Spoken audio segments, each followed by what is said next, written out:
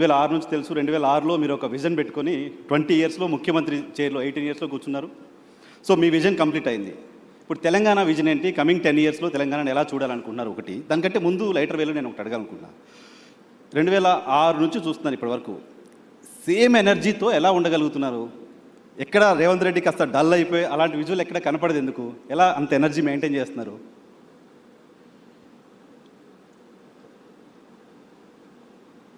మనకున్న లక్ష్యం, మన ఆలోచన, మనం తీసుకుంటున్న నిర్ణయాలలో స్పష్టత ఉంటే ఆ పాజిటివ్ ఎనర్జీ అనేది మనకు ఆటోమేటిక్గా వస్తుంది. రెండవది, చాలా సందర్భాలలో చాలామంది తమకు ఏం కావాలనో కోరుకోకుండా ఇతరుల దగ్గర ఏముండకూడదో దాన్ని దూరం చేయాలనే ప్రయత్నం చేస్తుంటారు. ఓకే, అది జరగకపోవడం వల్ల అసహనము, అసంతృప్తి అవి మనిషిని కుంగదీస్తాయి. దాంతో తొందరగా వాళ్ళ శక్తిని కోల్పోవడమే కాకుండా మానసికంగా బలహీనులవుతారు. ఒక్కసారి మానసికంగా మనం బలహీనమైన తర్వాత మనం దాచుకోవాలనుకున్నా దాగదు. దాంతో ఏమవుతారంటే చాలామంది అధికారంలో ఉన్నప్పుడు ఒకలాగా, అధికారంలో లేనప్పుడు ఇంకొకలాగా, లేకపోతే అనుకూలిస్తే ఒకలాగా, గెలిస్తే ఉప్పొంగిపోవడం, ఓడితే కుంగిపోవడం, ఇట్లాంటి రకరకాల సమస్యలతో కొట్టుమిట్టారు. So clarity of thought first, ప్రణాళిక దానికి తగ్గట్టుగా. ఓకే, సో ఆలోచన అలా క్లారిటీగా ఉండొచ్చు. కానీ మీపైన జరిగిన అటాక్స్ నాకు గుర్తుంది. 2009లో మీరు మొదటిసారి ఎమ్మెల్యేగా పోటీ చేసినప్పుడు గన్తో ఫైర్ చేశారు మీ పైన. రోడ్డు పైన అలా పడిపోయిన రేవంత్ రెడ్డి విజువల్ చూసాం. ఆ తర్వాత కేసులు, కొట్లాట్లు, అరెస్టులు, జైళ్ళు ఇవన్నీ కూడా చూసాయి కదా. క్లారిటీ ఆఫ్ థాట్ ఓకే, ఇవన్నీ ఎక్కడ ఆపలేదా? ఇవన్నీ ఎక్కడ బౌన్స్ బ్యాక్ అయ్యేలా మళ్ళీ వెనక్కి తగ్గేలా చేయలేదా? డెఫినెట్గా సమస్య వచ్చినప్పుడు, సమస్యను ఎదుర్కొంటున్నప్పుడు కొంత మానసికంగా ఒత్తిడి ఉంటుంది. కాకపోతే అది అధిగమించడానికి కావలసిన ఆలోచన చేసుకోవడమే, మన లక్ష్యాన్ని గుర్తు చేసుకోవడమే. లేదా ఎదురుగా ఉండేవాళ్ళు కూడా కోరుకుంటున్నది అదే కదా, అంటే మనం తగ్గాలనో, మనం ఓడాలనో, లేకపోతే మనల్ని ఓడించాలనో. సో వాళ్ళ కోరుకున్న విధంగా మనం వ్యవహరిస్తే వాళ్ళ ఆలోచనలని మనము ముందుకు తీసుకెళ్ళినట్టు ఉంటుంది తప్ప మనమేం ఆలోచన చేస్తున్నాం, మనకేం కావాలనో దాని మీద ముందుకు వెళ్ళడానికి అవకాశమే ఉండదు కదా. కాబట్టి నేను జిల్లా పరిషత్ మెంబర్గా ఇండిపెండెంట్గా గెలిచిన, ఎమ్మెల్సీ ఇండిపెండెంట్గా గెలిచిన, 2 సార్లు ఎమ్మెల్యేగా గెలిచిన, ఒకసారి ఎంపీగా గెలిచిన, ఈరోజు 3వసారి ఎమ్మెల్యేగా గెలిచి ముఖ్యమంత్రి అయినా. నా ఆలోచనలో నాకు స్పష్టత ఉంది. నాకు స్పష్టత ఉన్న మీద, ఆలోచన మీద ఇతరులకు భిన్నాభిప్రాయాలు ఉండొచ్చు.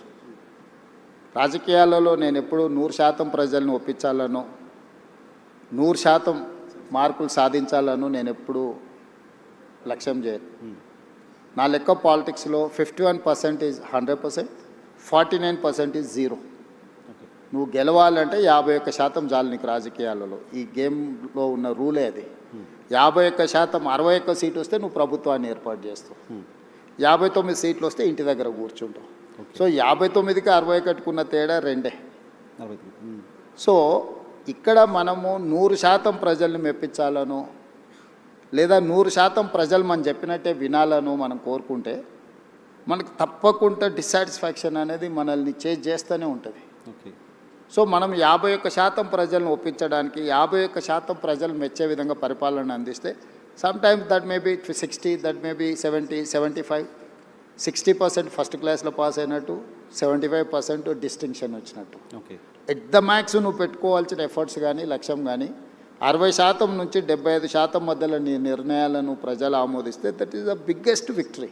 ఓకే, సో మనం ఒప్పుకోని వాళ్ళను ఏదో విధంగా వాళ్ళను అణచివేయాలను, లేకపోతే వాళ్ళని ఏదో రకంగా అడ్డు తొలగించుకోవాలని మనం అనుకుంటే మనం చేయాల్సిన పనులను వదిలేసి అలాంటి వాళ్ళకే మన సమయం అంతా పోతుంది.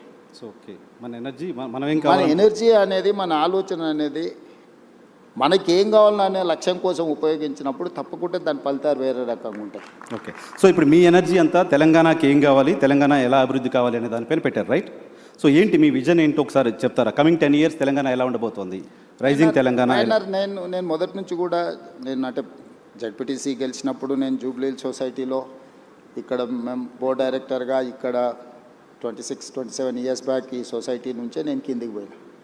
చాలామంది కింద నుంచి ఒక స్టేజ్కి వచ్చినాక జూబ్లీ హిల్స్కి వస్తారు. నేను జూబ్లీ హిల్స్ నుంచి గ్రామాలకు పోయినా. సో నేను జూబ్లీ హిల్స్ చూసిన, సినిమా పరిశ్రమలో ఉండే ఫ్రెండ్స్ని చూసిన 30 సంవత్సరాల క్రితమే. సినిమా ఇండస్ట్రీ ఎట్లుంటుంది, ఇండస్ట్రీస్ ఎట్లుంటాయి, బిజినెస్ ఎట్లుంటుంది, ఇండివిజువల్స్ ఎట్లుంటారు, సెలబ్రిటీస్ ఎట్లుంటారు, గ్రామంలో ఉండే పేద రైతులు ఎట్లుంటారు, ప్రభుత్వ పాఠశాలల్లో చదువుకునే విద్యార్థుల యొక్క స్థితిగతులు, వీటన్నిటి పట్ల నాకు సంపూర్ణమైన ప్రత్యక్ష అవగాహన ఉంది. ఓకే. ప్రత్యక్షమైన అవగాహన ఉండడం వల్ల, ప్రత్యక్షంగా సత్సంబంధాలు ఉండడం వల్ల నా థాట్ ప్రాసెస్లో నాకు క్లారిటీ ఉంటుంది. నా క్లారిటీ అందరికీ ఒప్పుకోకపోవచ్చు, అందరూ ఒప్పుకోవాలని కూడా నేనేం భావించను. ఇందులో మన ప్రణాళిక రాష్ట్రంలో కానీ దేశంలో కానీ ప్రజలు ఉంటారు, పార్టీలు ఉంటాయి, ఇవి శాశ్వతం. ప్రభుత్వాలు మాత్రం మారుతూ ఉంటాయి. సో అధికారంలోకి వచ్చిన ఏ పార్టీ అయినా ప్రభుత్వాన్ని ఏర్పాటు చేసిన తర్వాత చాలా వరకు తాత్కాలికమైన సంక్షేమము, పరిమితమైన అభివృద్ధికే ప్రణాళికలు వేస్తుంటాయి. దానివల్ల ఏమైందంటే మనం ఏ అభివృద్ధి కూడా కాంప్రహెన్సివ్గా ఒక ప్రణాళికాబద్ధమైన అభివృద్ధి జరగడం లేదు. లాంగ్ టర్మ్ విజన్ లేదు. అంటే ఇప్పుడు వెల్ఫేర్ అనేది నువ్వు ఈ రోజు రాత్రికి ఎంత అద్భుతమైన భోజనమైనా పెట్టు, అప్పుడప్పుడు మనకు టీవీలలో పేపర్లలో చూపిస్తుంటారు సంక్రాంతి పండుగకు భీమవరం అత్తగారింటికి వెళ్తే 230 రకాల వంటలు వడ్డించిండ్రు అని. సంక్రాంతి పండుగ రోజు సాయంత్రం పూట 230 రకాల వంటలు తిన్న ఇంటల్లుడైనా పొద్దున్నే బ్రేక్ఫాస్ట్ ఇడ్లీ పెడతావా లేదా అని అడుగుతాడు. సంక్షేమం కూడా నువ్వు ఏమైనా ఇవ్వు, మళ్ళీ తెల్లారి మళ్ళీ తప్పకుండా అడుగుతారు. సో మీరు సంక్షేమాన్ని బిలీవ్ చేయరా? నేను బిలీవ్ చేయను అంటలేను. సంక్షేమం అనేది నిరంతర ప్రక్రియ కాదు. అభివృద్ధి అనేది నువ్వు ప్రణాళికబద్ధంగా చేస్తే, ఇన్ఫ్రాస్ట్రక్చర్ క్రియేట్ చేస్తే, ఒక వ్యవస్థల్ని నువ్వు క్రియేట్ చేస్తే ఆ వ్యవస్థలు నీకు తిరిగి ఇన్కమ్ జనరేట్ చేసి ఇస్తాయి. ఆ వ్యవస్థ అనే దానికి పరిమితంగా చేయడం వల్ల పరిమితమైన ఇన్కమ్ కానీ, పరిమితమైన ప్రణాళిక కానీ, ఆ పరిమితమైన ప్రణాళికను నెక్స్ట్ వచ్చిన ప్రభుత్వం కొనసాగిస్తుందా లేదా అంటే మనం చెప్పలేం. రాజకీయాలలో ఉన్న రకరకాల మనం చూస్తున్నాం. పక్క రాష్ట్రంలో కూడా కొన్ని ఉదాహరణలు చూసినాం. మన దగ్గర కూడా కొన్ని ప్రణాళికలు కాంగ్రెస్ అధికారంలో ఉన్నప్పుడు ITIR కారిడార్ ఇచ్చిండ్రు. తర్వాత వచ్చిన ప్రభుత్వం దాన్ని రద్దు చేసింది. ITIR కారిడార్లో ప్రత్యక్షంగా కొన్ని లక్షల ఉద్యోగాలు, పరోక్షంగా 1 కోటి మందికి పైగా జీవనాధారం దొరికే ఒక ప్రణాళిక. ఆ ప్రణాళికను వచ్చిన ప్రభుత్వం కొనసాగించలేదు. ఇట్లాంటి చాలా ఉదాహరణలు ఉన్నాయి. అందుకోసం ప్రభుత్వాలు శాఖవారీగా చేస్తారు. అంటే ఈ శాఖ ప్రణాళిక ఇట్లా ఉండాలని చూస్తారు. లేకపోతే జెండర్ బేస్డ్, అంటే పురుషులకైతే ఇట్లా ఉండాలి, మహిళలకైతే ఇట్లా ఉండాలి, యువకులకు విద్యార్థులకైతే ఇట్లా ఉండాలి, రైతులు అట్లా. అంటే ఒక వర్టికల్ని మాత్రమే మనం డిజైన్ చేస్తున్నాం ఇప్పటి వరకు. ఈ వర్టికల్స్ డిజైన్ చేయడం వల్ల ఒక పూర్తి స్థాయి ప్రణాళిక అభివృద్ధి అనేది మనం చేయలేకపోతున్నాం. ఉదాహరణ, మనకు సెల్ఫ్ హెల్ప్ గ్రూపులు ఉన్నాయి, స్వయం సహాయక సంఘాలు, మహిళా సంఘాలకు వాళ్ళకి సంబంధించిన బ్యాంకులో రుణాలు ఇచ్చి వాళ్ళని ఆర్థికంగా నిలబెట్టాలని ఒక ఆలోచన చేస్తారు. అంతవరకు అది కరెక్టే. కానీ నేనేం చేసిన, ఇదే మహిళలను నిరంతరంగా పనిచేయడానికి అవసరమైన ప్రణాళికలు రచించాలి అని చెప్పి నేను RTC బస్సుల్లో మహిళలకు ఉచిత ప్రయాణం ఇచ్చిన. ఇది కేవలం మహిళ తన తల్లిగారింటికో లేకపోతే తనకు నచ్చిన మందిరాన్ని, దేవాలయాన్ని సందర్శించుకోవడానికి అని చాలామంది అనుకుంటున్నారు. కానీ అది కాదు. మహిళనే growth engine for any state, any country. So ఈ మహిళ ఎక్కడి నుంచి ఎక్కడికి, చేతి వృత్తి అయినా కానీ, కుల వృత్తి అయినా కానీ, ఉద్యోగ బాధ్యత అయినా కానీ, ఈరోజు గవర్నమెంట్ స్కూళ్ళలో 24-25లో 0 డ్రాప్ అవుట్స్ ఇన్ తెలంగాణ. నీతి ఆయోగ్ చెప్పింది, నేను చెప్పలేదు, చూసాను. ఎక్కువ మనం డ్రాప్ అవుట్స్ ఎక్కడున్నాయి, ఆడపిల్లల డ్రాప్ అవుట్స్. గ్రామాలలో 7th వరకు ఎడ్యుకేషన్ ఉంటే 8th పోవాలంటే పక్క ఊరికి పోవాలి. పక్క ఊరు పోవాలంటే తల్లిదండ్రులకు ఒక భారం. ఏ విధంగా పంపించాలనేది ఒక సమస్య, దానికి అయ్యే ఖర్చు ఏ విధంగా సమకూర్చుకోవాలనేది రెండో సమస్య, ఆడపిల్లలకు భద్రత ఉంటుందా లేదా అనేది మూడో సమస్య. కానీ నేను RTCలో ఉచిత ప్రయాణం ఇవ్వడం వల్ల ఏ విధంగా వెళ్ళాలనే సమస్య, ఆ ఖర్చులకు సంబంధించిన సమస్యను పరిష్కరించగలిగిన. రక్షణకు సంబంధించి తీసుకోవాల్సిన చర్యలు తీసుకున్నాం. సో ఆడపిల్లలు చదువు నుంచి దూరం కాకుండా మనం ఈ ప్రణాళిక వచ్చింది. ఈరోజు ఇదే మహిళలు తాము ఉద్యోగానికి కానీ ఎక్కడికి వెళ్ళినా నెలకు దాదాపుగా ఒక 10,000 రూపాయల సేవింగ్స్ ఉన్నాయి మహిళలకు. 28 నెలలలో ఆర్టీసీకి 10,000 కోట్ల రూపాయలు రాష్ట్ర ప్రభుత్వం చెల్లించింది. నీకు తెలుసు రాష్ట్ర ప్రభుత్వంలో ఆర్టీసీ ఒక 50,000 మంది కార్మికులు, 50,000 కుటుంబాల ఆధారపడ్డ సంస్థ. గత ప్రభుత్వంలో దాదాపుగా 2 నెలలకు పైగా దీక్ష, ధర్నాలు, బంధులు మొత్తం ఎక్కడొక్కడ ఉండి 60-70 మంది డ్రైవర్లు, కండక్టర్లు ఆత్మహత్యలు చేసుకున్న పరిస్థితి.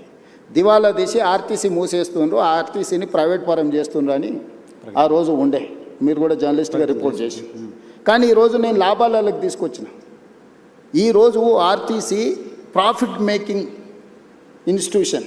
మీరు 10,000 కోట్లు చెల్లించి ఈ 10,000 కోట్లు ఎవ్రీ మంత్ నేను 350 కోట్ల రూపాయలు మహిళలను ఆర్టీసీలో ఉచిత ప్రయాణం ద్వారా రాష్ట్ర ప్రభుత్వం నుంచి ప్రతి నెల ఆర్టీసీకి నేను 350 కోట్ల రూపాయలు చెల్లించడం వల్ల driver same, conductor same, bus same, diesel same, వ్యవస్థ సేఫ్. అంతకుముందు 40% ఉన్న ఆక్యుపెన్సీ ఉన్న ఆర్టీసీ బస్సు ఈరోజు 98%కు తీసుకొచ్చిన నేను.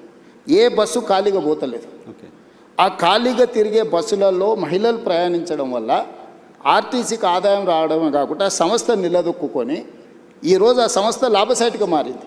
సో మీరు పర్సన్ సెంట్రిక్ డెవలప్మెంట్ గురించి మాట్లాడుతున్నారు. పర్సన్స్ అంతా సెక్షన్స్గా డెవలప్ అవుతే స్టేట్ డెవలప్ అవుతున్న విజన్. నేను ఇంక్లూజివ్నెస్ గురించి చెప్తున్నా. అంటే ఇప్పుడు మనం ఇచ్చేది నీకు లాభము, ఇది ఇచ్చినావు నువ్వు జేబులో వేసుకుంటే అది నీ దగ్గర అయిపోతుంది.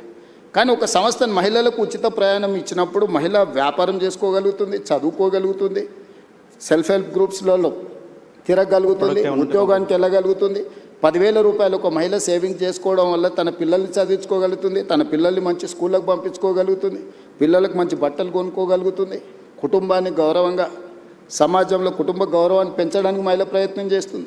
నేను ఇచ్చిన డబ్బుల వల్ల ఆర్టీసీ సంస్థ నిలబడ్డది. ఈరోజు ఒక సంస్థను నిలబెట్టే పని అంటే this is inclusiveness, sustainability model ఇది.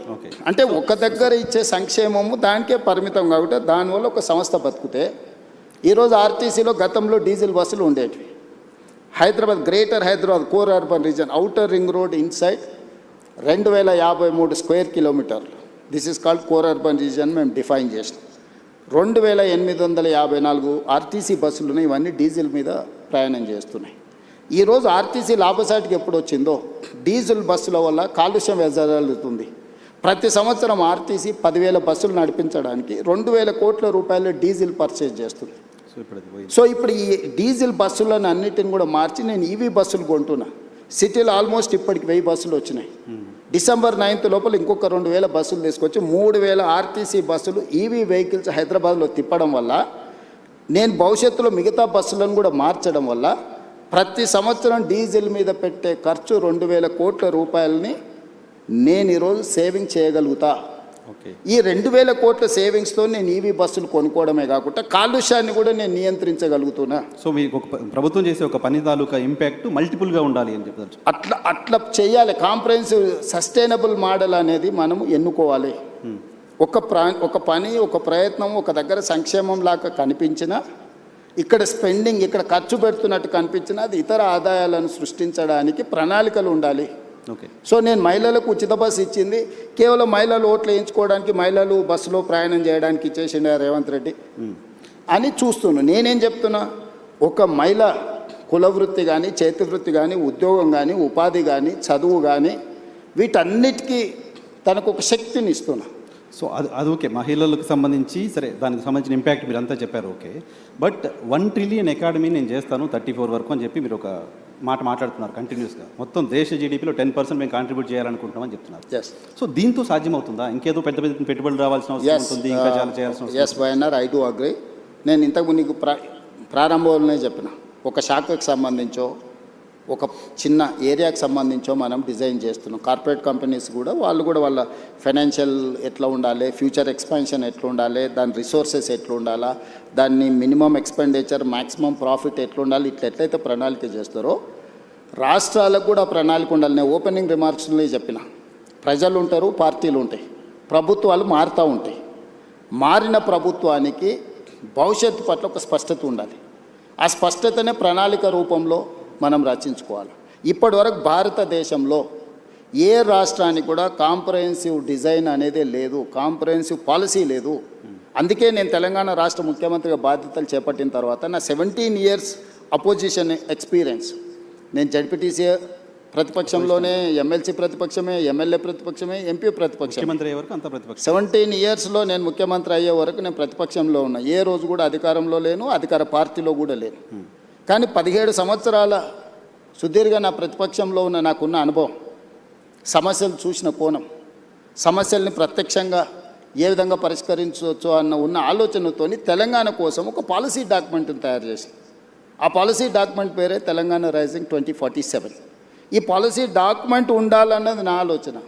పాలసీలో చాప్టర్స్ అనేటివి నేను రాసినవి కాదు. ఓ సత్యనాథెల్ల ఇందులో ఉన్నాడు, సంతను నారాయణ ఉన్నాడు, లేకపోతే world bank chairman Ajay Banga ఉన్నాడు, లేకపోతే రఘురామరాజన్ RBI గవర్నర్ ఉన్నాడు, NITI Aayog government of India vice chairman Suman Bery ఉన్నాడు, ISB ఇన్స్టిట్యూట్ ఇక్కడ ఏదైతే ఉన్నదో one of the best institute in the world. ISB మా policy document partner, NALSAR university మా పాలసీ డాక్యుమెంట్ పార్ట్నర్. ఓకే. తో Great Britain prime minister Tony Blair, అతను మా దాంట్లో ఇప్పుడు ఫార్మర్ ప్రైమ్ మినిస్టర్, అతను మా పాలసీ డాక్యుమెంట్లో పార్ట్నర్. అంటే ప్రపంచంలో ఉండే వివిధ మేధావులను, వివిధ పెద్ద పెద్ద కార్పొరేట్ కంపెనీల CEOలను మన తెలంగాణ రైజింగ్ 2047 పాలసీ డాక్యుమెంట్లో వాళ్ళందరినీ బోర్డులోకి తీసుకొచ్చి కంప్లీట్గా వాళ్ళందరికీ మేమేమనుకుంటున్నాం వాళ్ళతో కూర్చొని మాట్లాడి పబ్లిక్ డొమైన్లో కూడా పెడితే దాదాపుగా మనకు ఒక 20 లక్షల సజెషన్స్ వచ్చినాయి ఆన్లైన్. వాటన్నిటిని కూడా ఫిల్టర్ చేసినాం. అందులో ఉండే ఎస్సెన్స్ అంతా వాళ్ళు ఇచ్చిన సూచనలు, సలహాలు, అది విద్యార్థులకు కావచ్చు, లేకపోతే నిరుద్యోగుల కోసం కావచ్చు, లేకపోతే ఉమెన్ కోసం కావచ్చు, లేకపోతే IT పాలసీ కావచ్చు, ఇండస్ట్రియల్ పాలసీ కావచ్చు, లేకపోతే AI కావచ్చు, ఇట్లా చెప్పుకుంటూ వెళ్తే ప్రతి వర్టికల్ మీద ఆల్మోస్ట్ 8 months కంటిన్యూస్గా చీఫ్ సెక్రటరీ నుంచి ప్రతి ఆఫీసర్ని ఇందులో పెట్టి, ఒక గ్రూప్ ఆఫ్ ఆఫీసర్స్ని పెట్టి, గ్రూప్ ఆఫ్ మినిస్టర్స్ని పెట్టి కన్సెన్సస్ బిల్డ్ చేసి ప్రపంచ దేశంలో ఉన్న ప్రతి ఒక్కరిని మన పాలసీ డాక్యుమెంట్లో ఇంక్లూడ్ చేసి ఇక్కడ ఉన్న నైసర్గిక స్వరూపాన్ని వివరించి, ఇప్పుడు కాశ్మీర్లో ప్లాన్ చేసుకుంటే కాశ్మీర్కు తగ్గట్టు చేసుకోవాలి. కాశ్మీర్లో ప్లాన్ చేసిన ఐస్ కోసము, ఐస్ తుఫాన్ల కోసము తెలంగాణలో ప్లాన్ చేసినాం అనుకో, ఇక్కడ ఐస్ వచ్చేది లేదు, చూసుకోవాలి కదా. సో తెలంగాణలో ఉండే సహజ ప్రకృతి వనరులు ఏమున్నాయి, ఇక్కడ టాలెంట్ ఏముంది, ఇక్కడ ప్రజలు ఏం కోరుకుంటుంది, ఏ ప్రజల్ని ఇందులో భాగస్వాములు చేస్తే ప్రయోజనం ఉంటుందో అట్లా తయారు చేసి ఒక గ్లోబల్ సమ్మిట్ డిసెంబర్ తెలుసు 2025 డిసెంబర్లో గ్లోబల్ సమ్మిట్ని 108 దేశాల నుంచి కార్పొరేట్ కంపెనీలను, ఫార్చ్యూన్ 500 కంపెనీలను ఆహ్వానించి ఆల్మోస్ట్ ప్రపంచంలో ఉండే ప్రతి పెద్ద సంస్థకు సంబంధించిన ప్రతినిధులను పిలిచి 3 రోజులు గ్లోబల్ సమ్మిట్ నిర్వహించి పాలసీ డాక్యుమెంట్ని తెలంగాణకు డెడికేట్ చేసి, అందులోనే outer ring road inside, cut off is outer ring road, that is called core urban region economy called cure. ఈ 2053 స్క్వేర్ కిలోమీటర్లలో మన రాష్ట్ర జనాభాలో 40% నివసిస్తున్నారు. 1,34,00,000 మంది ప్రజలు ఇక్కడ నివసిస్తున్నారు లోపల, ఈ రింగ్ రోడ్డు లోపలనే. ఇక్కడ పరిశ్రమలు ఉన్నాయి, కాలుష్యం వెదజల్లే పరిశ్రమలు ఉన్నాయి, రకరకాల ఎంక్రోచ్మెంట్స్ ఉన్నాయి, నాలా ఎంక్రోచ్మెంట్స్ ఉన్నది, వాటర్ బాడీస్ ఎంక్రోచ్మెంట్స్ ఉన్నాయి, నదుల ఎంక్రోచ్మెంట్స్ ఉన్నాయి, అన్ని రకాల సమస్యలతో కూడుకున్న థిక్ పాపులేటెడ్ ఏరియా. సో దీన్ని, ఈ క్యూర్ని ఏ విధంగా క్యూర్ చేయాలనేది మా పాలసీ. ఓకే. అందుకే మేము హిల్ట్ పాలసీ తీసుకొచ్చినాం. ఇక్కడ ఉన్న కాలుష్యం వెదజల్లే పరిశ్రమలని ఈ కోర్ అర్బన్ రీజన్ బయటికి తరలించాలి. అదే ఈ హిల్ట్ పైన సరే అక్కడికే వస్తున్నా. సో మేము నదులను ఆక్రమించుకున్నారు, చెరువులను ఆక్రమించుకున్నారు, కుంటలను ఆక్రమించుకున్నారు, నాలాలను ఆక్రమించుకున్నారు, పబ్లిక్ పార్క్స్ని ఆక్రమించుకున్నారు, గవర్నమెంట్ ల్యాండ్స్ని ఆక్రమించుకున్నారు. సో ఇన్ని ఆక్రమణలు జరిగిన తర్వాత ఈ నగరాన్ని ఎవరైనా ప్రక్షాళన చేయగలరా? నదుల ఆక్రమణలు తొలగిస్తే ఆక్రందనలు అంటారు, చెరువులను తొలగిస్తే, కుంటలను తొలగిస్తే, నాలాలను తొలగిస్తే, వీటి వల్ల ప్రకృతి వైపరీత్యం, ఎక్కడైతే నీళ్లు ఉండాలనో ఆ నీళ్ళు స్థావరాన్ని నువ్వు ఆక్రమించుకుంటే నీళ్ళు నీ మీదకి వస్తాయి. జపాన్లో ఒక సేయింగ్ ఉంది, నగరాలను నువ్వు కలుషితం చేసినా మర్చిపోతాయేమో కానీ నీటి వనరులను నువ్వు కలుషితం చేస్తే ఎప్పుడూ మర్చిపోదు. ఈరోజు నువ్వు ఎక్కడైతే ఎంక్రోచ్మెంట్ చేస్తున్నావు వాటర్ బాడీస్ని కానీ లేక్స్ని కానీ వాటర్ ఫ్లోస్ని కానీ నువ్వు డిస్టర్బ్ చేస్తావు, ప్రకృతి వైపరీత్యం జరిగినప్పుడు ఎక్కడైనా నువ్వు తీసుకో విధ్వంసం విలయ తాండవం జరుగుద్ది. సో నువ్వు నగరంలో రోడ్లు ఆక్రమించుకున్నా లేకపోతే ఇంకేదైనా ఆక్రమించుకున్నా గవర్నమెంట్ ల్యాండ్స్ ఆక్రమించుకున్నా ప్రకృతి నిన్ను క్షమిస్తుందేమో కానీ చెరువులు కుంటలు నాలలు నదులను ఆక్రమించుకుంటే ప్రకృతి నిన్ను క్షమించదు. ప్రకృతి ప్రకోపించిన రోజు ఏది మిగలదు. సో మీ విజన్ డాక్యుమెంట్లో భాగమే హైడ్రా కావచ్చు, హెల్త్ పాలసీ కావచ్చు.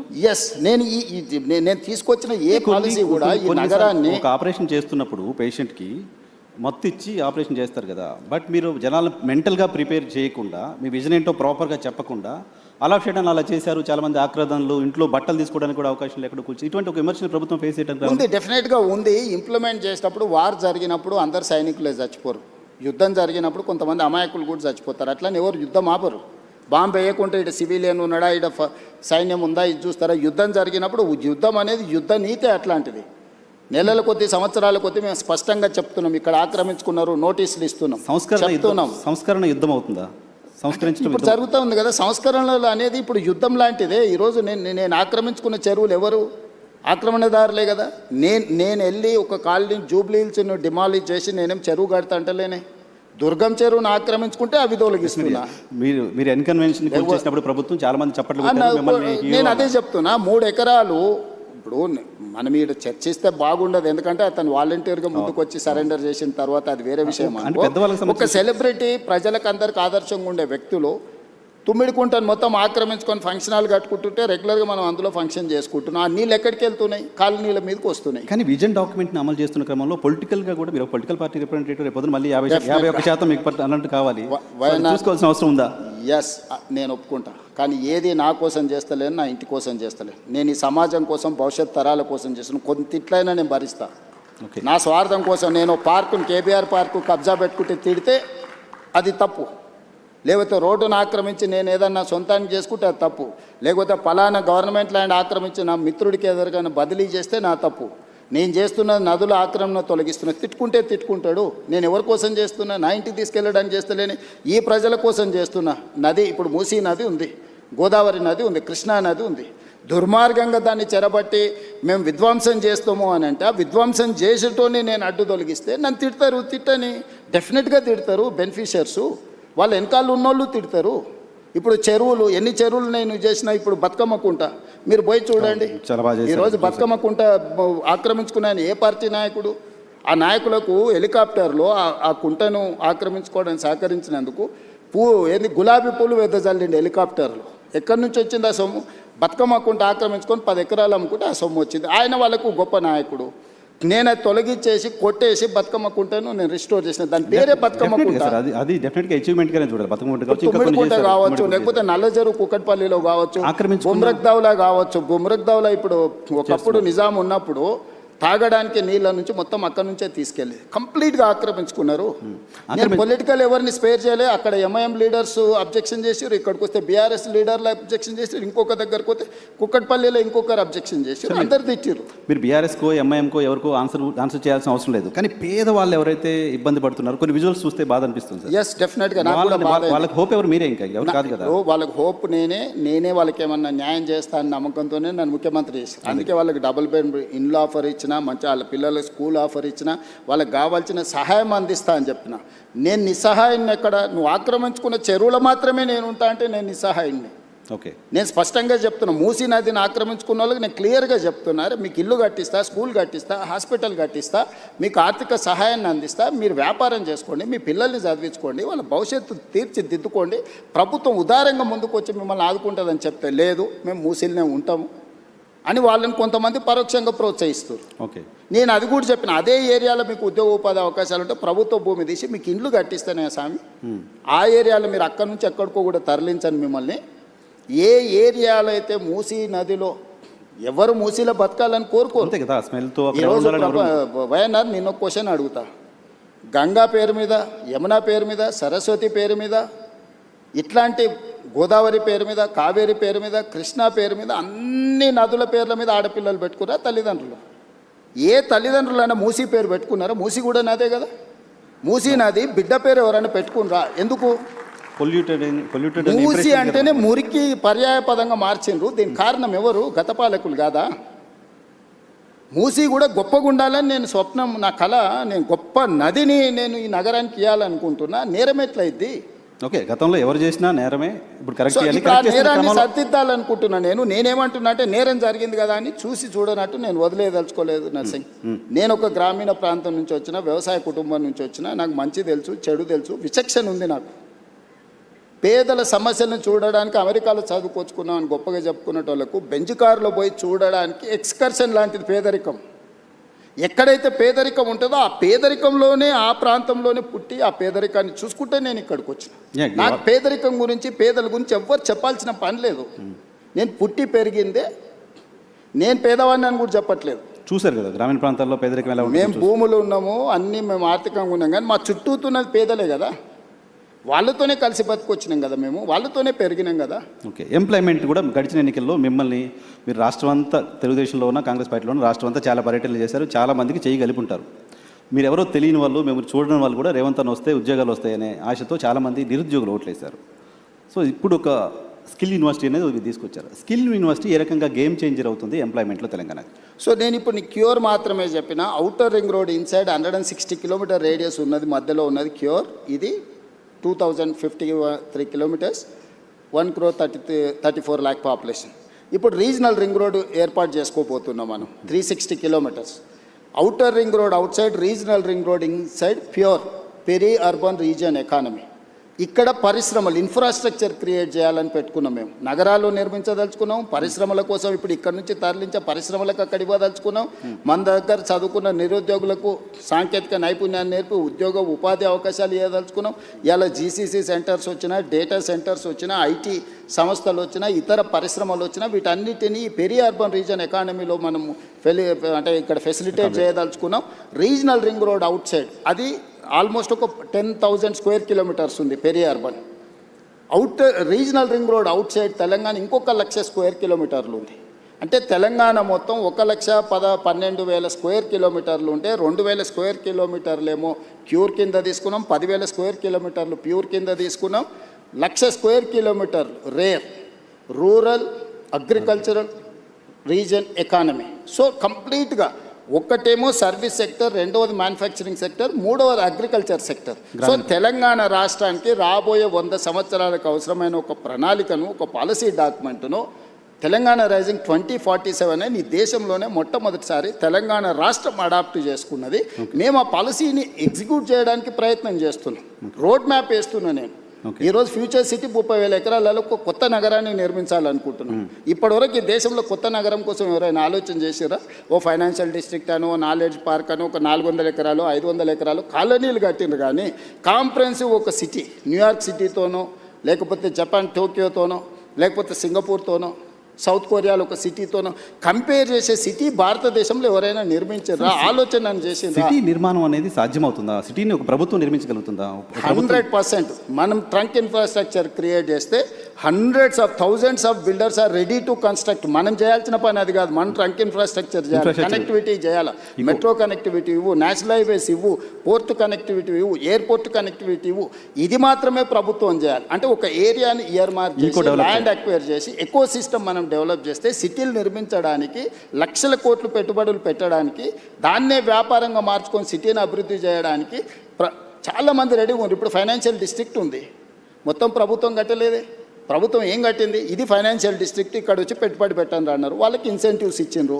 ఈరోజు 10 లక్షల మంది ఆ ఒక 1000 ఎకరాలలో పనిచేస్తారు. ఈ పక్కనే రాయదుర్గంలో ఉన్న మీకు నాలెడ్జ్ పార్క్ ఉంది, 442 acres. జస్ట్ ఆ ల్యాండ్ లేఅవుట్ వేసేస్తే వాళ్ళే ఆక్షన్లు పెట్టి మన 177 కోట్లకి ఎకరం ల్యాండ్ కొనుక్కున్నారు. వాళ్ళే ఇన్వెస్ట్మెంట్ పెడతారు, వాళ్ళే ఇన్ఫ్రాస్ట్రక్చర్ క్రియేట్ చేస్తారు, వాళ్ళే ఎంప్లాయ్మెంట్ క్రియేట్ చేస్తారు. సో ఇప్పుడు మీరు ఫ్యూచర్ సిటీలో కూడా చేస్తుంది అదే అట్మాస్ఫియర్. ఫ్యూచర్ సిటీ కాదు, నేను ఔటర్ రింగ్ రోడ్ నుంచి రీజనల్ రింగ్ రోడ్ వరకు రేడియల్ రోడ్స్ కూడా డెవలప్ చేస్తున్నా. నేను ఇవాళ మన తెలంగాణ రాష్ట్రానికి సముద్రం లేదు. నేను పక్కనున్న రాష్ట్ర చంద్రబాబు నాయుడు గారిని, నరేంద్ర మోడీ గారిని అడిగి ఫ్యూచర్ సిటీ నుంచి ఈరోజు మచిలీపట్నం పోర్టుకి 12 lane express highway including railway line నేను డిజైన్ చేసిన. Government of India has agreed. మనము జపాన్ వీటిని దేన్ని ఎందుకు అభివృద్ధి చెందిన దేశం అంటున్నాం? అక్కడ బుల్లెట్ ట్రైన్లు ఉన్నాయి కాబట్టి అభివృద్ధి చెందిన దేశం అంటున్నారు. అక్కడ పేదరికం లేదా? చైనాలో పేదరికం లేదా? ఎందుకు?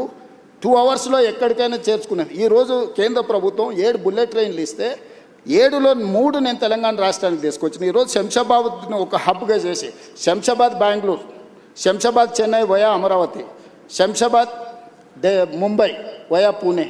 సో ఈరోజు ఇన్ని కనెక్టివిటీస్ని డెవలప్ చేయడానికి రైల్ కనెక్టివిటీ తీసుకొచ్చిన, రోడ్ కనెక్టివిటీ తీసుకొస్తున్నా, ఈరోజు నేను పోర్ట్ కనెక్టివిటీ తీసుకొస్తున్నా. ఇవన్నీ ఇన్నేళ్ళు ఎందుకు చేయలేదు? 10 ఏళ్ళు తెలంగాణ వచ్చినాక ఒక్కరోజు కూడా ఆలోచన చేయలేదే వీళ్ళు. ఇప్పుడు చేస్తుంటే అడ్డం పెడతారు. ఫ్యూచర్ సిటీ కట్టనే లేవు, ఫ్యూచర్ లేని వ్యక్తి ఫ్యూచర్ సిటీ కడతాడంట. నా ఫ్యూచరు 17 సంవత్సరాలు నా గ్రోత్ చూస్తే వాళ్ళకే కాదు, వాళ్ళ తాతలకు కూడా అర్థమైంది మీ ఫ్యూచర్ ఏంటని, నా ఫ్యూచర్ ఏందనేదాన్ని. నా ఫ్యూచర్ వాళ్ళు కాదు డిసైడ్ చేయాల్సింది, ప్రజలు డిసైడ్ చేసారు నా ఫ్యూచర్ని. సార్ ఇంకొక క్వశ్చన్ ఉంది, దీనికి సంబంధించి తీసుకొని నేను మిగతా పొలిటికల్ ఇష్యూస్లోకి వెళ్తాను. మీరు చాలా సందర్భాలు క్లెయిమ్ చేసుకుంటారు, నేను ఒక రియల్ ఎస్టేట్ పర్సన్ని, నేను రియల్ ఎస్టేట్ నా వ్యాపారం, నా బ్రతుకు తెరవదే అదే చేసి వచ్చాను అని చెప్తారు. కానీ ఈరోజు హైదరాబాద్లో తెలంగాణలో పర్టికులర్గా హైదరాబాద్లో రియల్ ఎస్టేట్ పరిస్థితి ఏంటి అంటే మీరు సాటిస్ఫై అవుతున్నారా బాగానే ఉంది అని? అంటే రియల్ ఎస్టేట్ బాగుంది, కానీ నేను ఆశించినంత మేరకు లేదు. ఇది ఈ ఒక్క నగరానికే కాదు, మొత్తం ప్రపంచంలోనే ఒకసారి ఒక స్లో డౌన్ అనేది ఉంటుంది. కొన్ని సంవత్సరాలకు కొన్ని ఆర్థికపరమైన యుద్ధం కావచ్చు, ఆర్థిక పరిస్థితులు కావచ్చు, లేకపోతే డాలర్ ఫ్లక్చుయేషన్ కావచ్చు, రకరకాల ఇష్యూస్. ఈరోజు ఏఐ రావడం వల్ల చాలా కోట్ల మందికి ఉద్యోగాలు పోవడం, ఆ ఉద్యోగాలు పోతే వాళ్ళు కొనుక్కోవాల్సుకున్న పర్సనల్ ఏదైతే అంటే హౌసింగ్ స్కీమ్స్ కాబట్టి ఇట్లాంటి రకరకాల ప్రభావం ఉన్నాయి. కానీ 2021 నుంచి కంటిన్యూస్గా 2021, 22 కానీ 22, 23 కానీ ఇట్లా మీరు ఒక 7 ఇయర్స్ మీరు చూస్తే తెలంగాణలో పాత దానికంటే తక్కువ లేదు, పెరిగింది. కాకపోతే నేనెంత ఆశించే ఎంత వేగంగా నేను చేయాలనుకుంటున్నానో ఆ సిస్టమ్ లేదు. కానీ కంపారిటివ్లీ ప్రీవియస్ గవర్నమెంట్ కానీ ప్రీవియస్ ఇయర్ ఫైనాన్షియల్ స్టేటస్ని కానీ ఒకసారి క్యాలిక్యులేట్ చేస్తే ఎక్కడ కూడా తగ్గలేదు. నేను చెప్పడం కాదు, కంటిన్యూస్గా క్యాగ్ రిపోర్ట్స్ ఇస్తుంది, నీతి ఆయోగ్ రిపోర్ట్స్ ఇస్తుంది, జిఎస్టీ మీద రిపోర్ట్స్ వస్తున్నాయి, నివేదికలు రెవెన్యూస్ చెప్తున్నాయి. సరే కొంతమంది సోషల్ మీడియాలో పెట్టుబడులు పెట్టి దాన్ని ఏదో వాళ్ళే రాసి వాళ్ళే చదివి వాళ్ళే అబద్ధాలు చెప్పి అబద్ధాలు వాళ్ళే చూసుకొని వాళ్ళే నమ్మి వాళ్ళే మోసపోతుండ్రు. నేను ఎందుకు చెప్తున్నా అంటే ఉప ఎన్నికలు ప్రజలు తీర్పిచ్చారు, సర్పంచ్ ఎన్నికల్లో ప్రజలు తీర్పిచ్చారు, మున్సిపల్ ఎన్నికలలో ప్రజలు తీర్పిచ్చారు. అయినా వాళ్ళు భ్రమలలో బతుకుతాం అంటే నాకు కావాల్సింది కూడా అదే. వాళ్ళ భ్రమలలో ఉండడమే నాకు కావాలి కదా.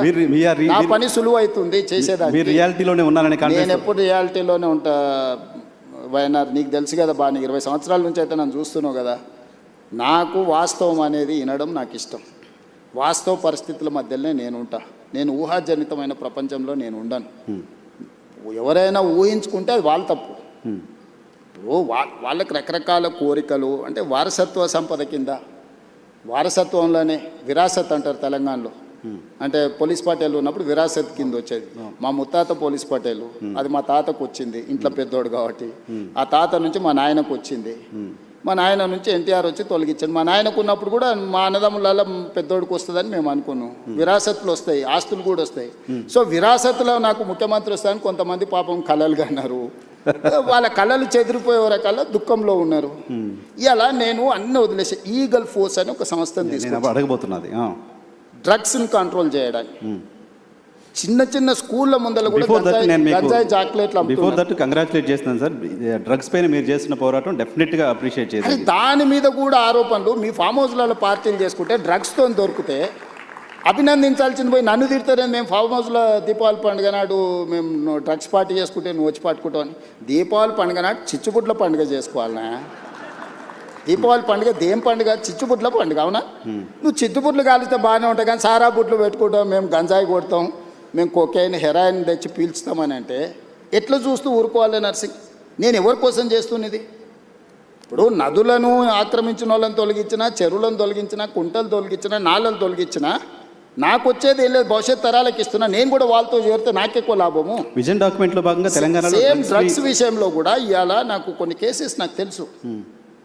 As a stated I cannot disclose. 6th class 7th class 8th class పిల్లలు మిస్లీడ్ చేసి గంజాయి ఇటువైపు అటువైపు తీసుకెళ్తుంటే తల్లిదండ్రులు వచ్చి నాకు చెప్తున్నప్పుడు నాకు నిజంగా అసలు అంటే పిచ్చెక్కిపోతుంది ఒకసారి.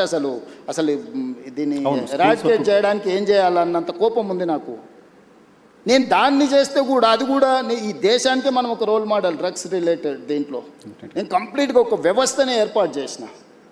హైడ్రా అని ఒక వ్యవస్థను ఏర్పాటు చేసిన, ఈగల్ ఫోర్స్ అండ్ డ్రగ్స్ని కంట్రోల్ చేయడానికి ఒక వ్యవస్థను ఏర్పాటు చేసిన, సైబర్ క్రైమ్ని కంట్రోల్ చేయడానికి ఒక కంప్లీట్ ఒక ఇన్స్టిట్యూషన్ ఏర్పాటు చేసిన. ఒకప్పుడు పోలీస్ డిపార్ట్మెంట్లో విజిలెన్స్ అండ్ ఎన్ఫోర్స్మెంటో, ఏసీబీఓ, ఆక్టోపసో లేకపోతే గ్రే హ్యాండ్సో ఆ రోజున్న సమస్యల్ని అడ్రస్ చేయడానికి వాళ్ళు చూసారు. ఈరోజు నక్సలైట్ల కోసం గ్రే హ్యాండ్స్ పెట్టారు. ఈరోజు నక్సలైట్లే లేరని అంటుంటే గ్రే హ్యాండ్స్ సంస్థను ఏం చేసుకుంటావు? ఓకే, కొన్ని సంస్థలు ఆ పర్పస్ సర్వ్ అయిన తర్వాత ఆ సంస్థల రిలవెన్స్ అనేది రిలవెంట్ అవుద్ది. ఈరోజు ఈ సమాజాన్ని ఇక్కడ ఉన్న వాళ్ళందరూ ఇక్కడనే చూస్తున్న వాళ్ళందరూ వాళ్ళకు ఒకరు లేక ఇద్దరు పిల్లలు జీవితాంతం కష్టపడి వాళ్ళు స్ట్రక్చర్డ్గా పైకి వచ్చిన తర్వాత వాళ్ళు 8th క్లాస్ చదువుకుంటున్న అమ్మాయి స్కూల్కి వెళ్ళి తెలియకుండానే గంజాయి చాక్లెట్లని తర్వాత ఎడిక్ట్ అయిపోయి తర్వాత కుటుంబం రూయిన్ అయిపోతుంటే ఆ తల్లిదండ్రుల బాధ ఎవడన్నా ఆలోచన చేసిండా? డెఫినెట్గా చేయాల్సిందే సార్ విజన్. మరి నేను దాన్ని ఆపితే నన్ను ఎందుకు విలన్గా చూస్తారు? చూసినా సరే ఐ డోంట్ మైండ్. మీకు ఆ క్లారిటీ ఆఫ్ థాట్ ఉన్నప్పుడు ఇంకొకళ్ళ ఏదో చూడాల్సిన అవసరం లేదేమో. డ్రగ్స్ విషయంలో మాత్రం డెఫినెట్గా తెలంగాణ గవర్నమెంట్ చేస్తుంది. నేను ఏది చేసినా వైనార్ నేను నా కోసం ఏం చేయట్లా. నాకు ఏది అవసరం లేదు నా లైఫ్లో నేను చాలా కంఫర్ట్గా ఉన్నా. నాకు ఏం ఎక్స్ట్రా అవసరం లేదు. What ever I have achieved నాకు లైఫ్లో 100/100 సాటిస్ఫాక్షన్ ఉంది. నాకు మిగిలిందల్లా నేను భవిష్యత్ తరాలకి ఏం చేయాలన్నదే నా పట్టుదల. 100 ఏళ్ళైనా అరే పలానోడు ఉన్నప్పుడు ఏదన్నా కానీ చేసిందే, 100 సంవత్సరాలైనా డ్రగ్స్ రిలేటెడ్ ఇష్యూ వచ్చిందనుకో, చెరువులు కుంటలు లేకపోతే నదుల ఆక్రమణ జరిగినప్పుడు పలానోడు ఉండేనా సర్ ఆర్థర్ కాటన్ గురించి ఎందుకు మాట్లాడుకుంటారు? ధవళేశ్వరం కట్టింది కాబట్టి ఇచ్చంపల్లి దగ్గర కట్టండి అని మనకు ఆ రోజే చెప్పిండా? సర్ ఆర్థర్ కాటన్ చెప్పింది వినకుండా మేము పొడుస్తామని మేడిగడ్డ చేస్తే ఏమైంది? మేడిపండులాగా కుప్పగూలిపోయింది. బుర్రు ఉండాలి కదా మనం చేసేటప్పుడు. సో మనం తెలుసుకోవాలి, మన పెద్దలు చెప్పింది వినాలి. ఈ రెండు లేకుండా మనం సగం జ్ఞానంతో చేస్తే సమస్యలు వస్తాయి. కొన్ని విధానాలు ఇంతకుముందు చెప్తున్నట్టుగా విజన్ డాక్యుమెంట్ గురించి చెప్తున్నారు. ఇంకొక పాయింట్ నేను ప్రధానంగా మీరు వచ్చిన తర్వాత నోటీస్ చేసింది, సన్న బియ్యం ఒకటి ఇస్తున్నారు, అప్రిషియేట్ చేయదగ్గ ఇష్యూ డెఫినెట్గా. దాంతోపాటు మీరు ఇప్పుడు యంగ్ ఇండియా మోడల్ స్కూల్స్ అని పెడుతున్నారు. Young India model schools, integrated model schools పెడుతున్నారు కదా సార్. ఆల్రెడీ చాలా స్కూల్స్ ఉన్నాయి. స్కూల్స్ పెట్టాలంటే మీరు మెర్జ్ చేయొచ్చు, ఒక దగ్గర పెట్టచ్చు. స్కూల్స్ కట్టడం అనేది కార్యక్రమంగా ఎందుకు ఉండాల్సిన అవసరం ఉంది? స్కూల్ బిల్డింగ్స్ మళ్ళీ కట్టాల్సిన అవసరం ఎందుకు ఉంటుంది? ఎడ్యుకేషన్ సిస్టంలో కదా చేంజెస్ రావాలి. నర్సింగ్ చాలా మంచి క్వశ్చన్ అడిగినావు. దాదాపుగా 6 లక్షల పైచలకి 7 లక్షల గ్రామాలు ఉన్నాయి భారతదేశంలో. స్వతంత్రం వచ్చినప్పుడు నిరక్షరాస్యతనే మనకు పెద్ద సమస్య. ఆ రోజు మొదటి ప్రధానమంత్రి 2 పాలసీలు తీసుకున్నాడు. ఒకటి కరువు కాటకాలతో ఆకలితో దేశ ప్రజలు చచ్చిపోతుంటే బురద మట్టి దీని బతికే రోజులు స్వతంత్రం వచ్చినప్పుడు. చదువులేని నిరక్షరాస్యత ఉన్నప్పుడు మొదటి ప్రధానమంత్రి 2 పాలసీస్ తీసుకున్నాడు. ఒకటి ఎడ్యుకేషన్, 2 ఇరిగేషన్. ఎడ్యుకేషన్ ఆయన తీసుకున్నాడు కాబట్టి ఈరోజు దేశ స్థాయిలో ఉన్న పెద్ద ఇన్స్టిట్యూషన్స్, ఐఐటీలు, ఐఐఎంలు లేకపోతే ఈరోజు పెద్ద యూనివర్సిటీలు అన్నిటిని కూడా పండిత్ జవహర్లాల్ నెహ్రూ గారు ఎస్టాబ్లిష్ చేసిండు. కాబట్టే ఈ దేశంలో చదువు వచ్చి ప్రపంచానికి మనం జ్ఞానాన్ని పంచగలుగుతున్నాం.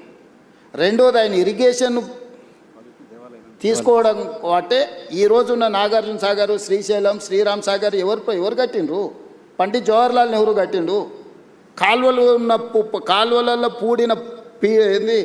పూడికను కూడా మనం తీయలేకపోతున్నాము. బాక్రానంగాలు ఎవరు కట్టారు? భారతదేశంలో ఈరోజు ఒకప్పుడు కరువుతో తినడానికి తిండి లేని క్రమంలో ఎసెన్షియల్ కమాడిటీ యాక్ట్ తీసుకొచ్చి ఎవడైతే అక్రమ నిల్వలు పండించిన పంటలు పెడితే వాడిని direct prevention of detention act కింద, పీడీ యాక్ట్ కింద పెట్టడానికి చట్టాలు తీసుకొచ్చారు. ఆ రోజు తీవ్రమైన నేరం. అక్కడి నుంచి ఈరోజు సర్ప్లస్ ప్రపంచ దేశానికి ఎగుమతి చేసి ఈరోజు మిగులు ఆహార పదార్థాలు అంటే ఇంకొక 10 సంవత్సరాలకు జరిపే ఆహారపు ధాన్యాలు నిల్వ మన దగ్గర ఉన్నాయి. ఈరోజు పండించిన పంట కొనడానికి కూడా ప్రభుత్వాలు ముందుకు రాలేనంత పంట ఈరోజు ఉత్పత్తి అవుతుంది. ఎక్కడి నుంచి వచ్చింది? ఈరోజు ప్రపంచ దేశాలకు మనం ఎక్స్పర్ట్స్ని ఎక్స్పోర్ట్ చేస్తున్నాం, లేకపోతే ఎక్స్పర్ట్స్ ఇతర దేశాలకు వెళ్ళి మనం చాలా రకాలుగా పనిచేస్తున్నాం, లేకపోతే ఇక్కడ ఉత్పత్తి చేసిన వాటిని ఎక్స్పోర్ట్ చేస్తున్నాం. అంటే ఎందుకు? ఆ ఎడ్యుకేషన్ ఫిలాసఫీని, పాలసీని first prime minister of India adopt చేసుకున్నాడు కాబట్టి, ఎడ్యుకేషన్ అండ్ ఇరిగేషన్ ఒక పాలసీ కింద తీసుకున్నాడు కాబట్టి ఫస్ట్ రిఫార్మ్స్ అక్కడ జరిగినాయి. సెకండ్ రిఫార్మ్స్ ఇందిరాగాంధీకి వచ్చినప్పుడు వెల్ఫేర్ అండ్ సోషల్ జస్టిస్ కింద కానీ రాజభరణాలు రద్దు చేయడం కానీ ఎస్సీ ఎస్టీ రిజర్వేషన్ నుంచి మొదలు పెడితే ప్రతి ఒక్కరికి ఆమె సెకండ్ రిఫార్మ్స్లో అవి తీసుకొచ్చింది. కాబట్టి థర్డ్ రిఫార్మ్స్లో పివి నరసింహారావు గారు, మన్మోహన్ సింగ్ గారు లిబరలైజేషన్, ప్రైవేటైజేషన్, గ్లోబలైజేషన్ 3 స్టేజెస్లో ఈ దేశాన్ని అభివృద్ధి పదం వైపు వాళ్ళు నడిపించారు. కాబట్టి ఈరోజు పివి నరసింహారావు గారు, మన్మోహన్ సింగ్ గారు తీసుకున్న నీ విధానాల వల్ల ఇక్కడ నువ్వు పోతే మైక్రోసాఫ్టా, ఇన్ఫోసిసా, Globalization విప్రోనా, నువ్వు you name it any company, global fortune 500 companies ఈరోజు హైదరాబాద్కు రాగలిగినాయి. హైటెక్ సిటీ అనేది ఈరోజు నువ్వు గొప్పగా చెప్పుకుంటున్నావు, కానీ అది ఎవరి ఆలోచన, ఎవరి విధానము? ఈరోజు ఈ దేశంలో ఉన్న పాలసీస్ని ఎవరు తీసుకొచ్చిండ్రు? అటువంటి పాలసీస్తో పోలుస్తారా మీరు పెడుతున్న స్కూల్స్ని? ఎస్, డెఫినెట్గా. ఈరోజు నేను చెప్పేది ఏంటంటే, ఆ రోజు రవాణా సౌకర్యాలు లేవు, గ్రామాలకు వెళ్ళలేని పరిస్థితి. ఏ ఊర్లో ఉన్న వాళ్ళు ఆ ఊర్లోనే ఉన్నప్పుడు ఆ తండకో, గూడానికో, మారుమూల పల్లెకో మనం విద్యను తీసుకెళ్ళాం. ప్రతి గ్రామంలో సింగిల్ టీచర్ స్కూల్ ఉండాలని, ప్రతి 2 కిలోమీటర్స్కి అప్పర్ ప్రైమరీ స్కూల్ ఉండాలని, ప్రతి 3 కిలోమీటర్స్కి ప్రైమరీ స్కూల్ ఉండాలని, అదేవిధంగా ప్రతి 5 కిలోమీటర్స్కి హై స్కూల్ ఉండాలని, ప్రతి 10 కిలోమీటర్స్కి హై స్కూల్ ఉండాలని, ప్రతి మండలంలో జూనియర్ కాలేజ్ ఉండాలని, ప్రతి నియోజకవర్గంలో డిగ్రీ కాలేజ్ ఉండాలని, ప్రతి రెవెన్యూ డివిజన్లో ఇంజనీరింగ్ కాలేజ్ ఉండాలని, ప్రతి డిస్టిక్లో మెడికల్ కాలేజ్ ఉండాలి. ఇది ఎడ్యుకేషన్ సిస్టమ్ ఇన్ తెలంగాణ లేకపోతే దేశం అని స్ట్రక్చర్డ్గా యూనివర్సిటీ నుంచి కేజీ టు పీజీ అంటారు కదా, స్లోగన్కి బాగుంది. కేజీ టు పీజీ అనేది పీజీ నుంచి కేజీ వరకు స్ట్రక్చర్ ఎవరు చేసిండ్రు? కాంగ్రెస్ పార్టీ చేసింది. ఫిలాసఫీని ఆ రోజు అడాప్ట్ చేసుకున్నారు. ఇప్పుడు మారింది. 27,000 స్కూల్స్ ఉన్నాయి గవర్నమెంట్వి. 1,05,000 మంది టీచర్లు ఉన్నారు నా దగ్గర, కానీ 19 లక్షల మంది మాత్రమే స్టూడెంట్స్ ఉన్నారు. కానీ ప్రైవేట్లో 12,000 స్కూళ్ళు ఉంటే 38 లక్షల పిల్లలు ఉన్నారు. నేను మిమ్మల్ని అడుగుతున్నా నర్సింగ్, నా దగ్గర ఉన్న వాళ్ళు BA B.Ed మినిమం క్వాలిఫికేషన్ టీచర్లు 1,05,000 మంది ఉన్నారు. గవర్నమెంట్ ఆఫ్ ఇండియా రేషియో 30 మంది విద్యార్థులకు ఒక టీచర్ ఉండాలి. కానీ తెలంగాణలో ఎంత ఉందో తెలుసా? 18 మంది విద్యార్థులకు ఒక టీచర్ ఉంది. భారతదేశంలో ఎక్కడా లేరు. 27,000 స్కూళ్ళు ఉంటే, ఇంతమంది టీచర్లు ఉంటే, 19 లక్షల మంది పిల్లలు నా దగ్గర చదువుకుంటే, 12,000 స్కూళ్ళు ఉన్న ప్రైవేట్ పాఠశాలలు 38 లక్షల మంది పిల్లలకు చదువు చెప్తున్నాయి. ఎక్కడనో ప్రభుత్వ వైఫల్యం ఉన్నట్టే కదా. డెఫినెట్గా. మరి దాన్ని కరెక్షన్ చేయాల్సిన బాధ్యత ఉంది కదా. కరెక్షన్ చేయటంలో ఆ బాగా correction next I'm coming to next point. మీరేం చేసిండ్రు? గత పాలకులు ఎవరైనా తెలంగాణ వచ్చిన తర్వాత తీసుకున్న నిర్ణయాలు కూడా, ఎస్సీలకు ఒక సపరేట్ స్కూల్ కట్టిండు, ఎస్టీలకు ఒక సపరేట్ స్కూల్ కట్టిండు, బీసీలకు ఒకటి కట్టిండు, మైనారిటీలకు ఒకటి కట్టిండు, అప్పర్ కాస్ట్ వాళ్ళకు ఒకటి కట్టిండు. కుల వివక్ష పోవాలి, కుల నిర్మూలన జరగాలని నువ్వే చెప్తున్నావు. 1,000 కోట్లు ఖర్చు పెడుతున్నావు. నువ్వే SC school separate, ST school separate, BC school separate, minority school separate, upper caste వాళ్ళకి సపరేట్ కట్టిన తర్వాత కుల వ్యవస్థను నువ్వు ప్రోత్సహిస్తున్నావా, నువ్వు తొలగిస్తున్నావా? కుల వ్యవస్థను తొలగించాలన్నప్పుడు మనందరం కలిసి ఉండాలి. మనందరం కలిసి ఉండాల్సిన పరిస్థితులు ప్రభుత్వం కల్పించాలి. వీళ్ళు ఎస్సీ కాలనీ ఊర్లో సపరేట్ కట్టి, ఎస్టీ కాలనీ సపరేట్ కట్టినాక వాళ్ళ మనోభావం ఎట్లుంటుంది? అరే మేము ఎస్సీలం కాబట్టి మమ్మల్ని ఊరు బయట కట్టిండ్రు అంటారు. రెండే వర్గాలు, పేదోడు, ధనవంతుడు. I'm doing social engineering.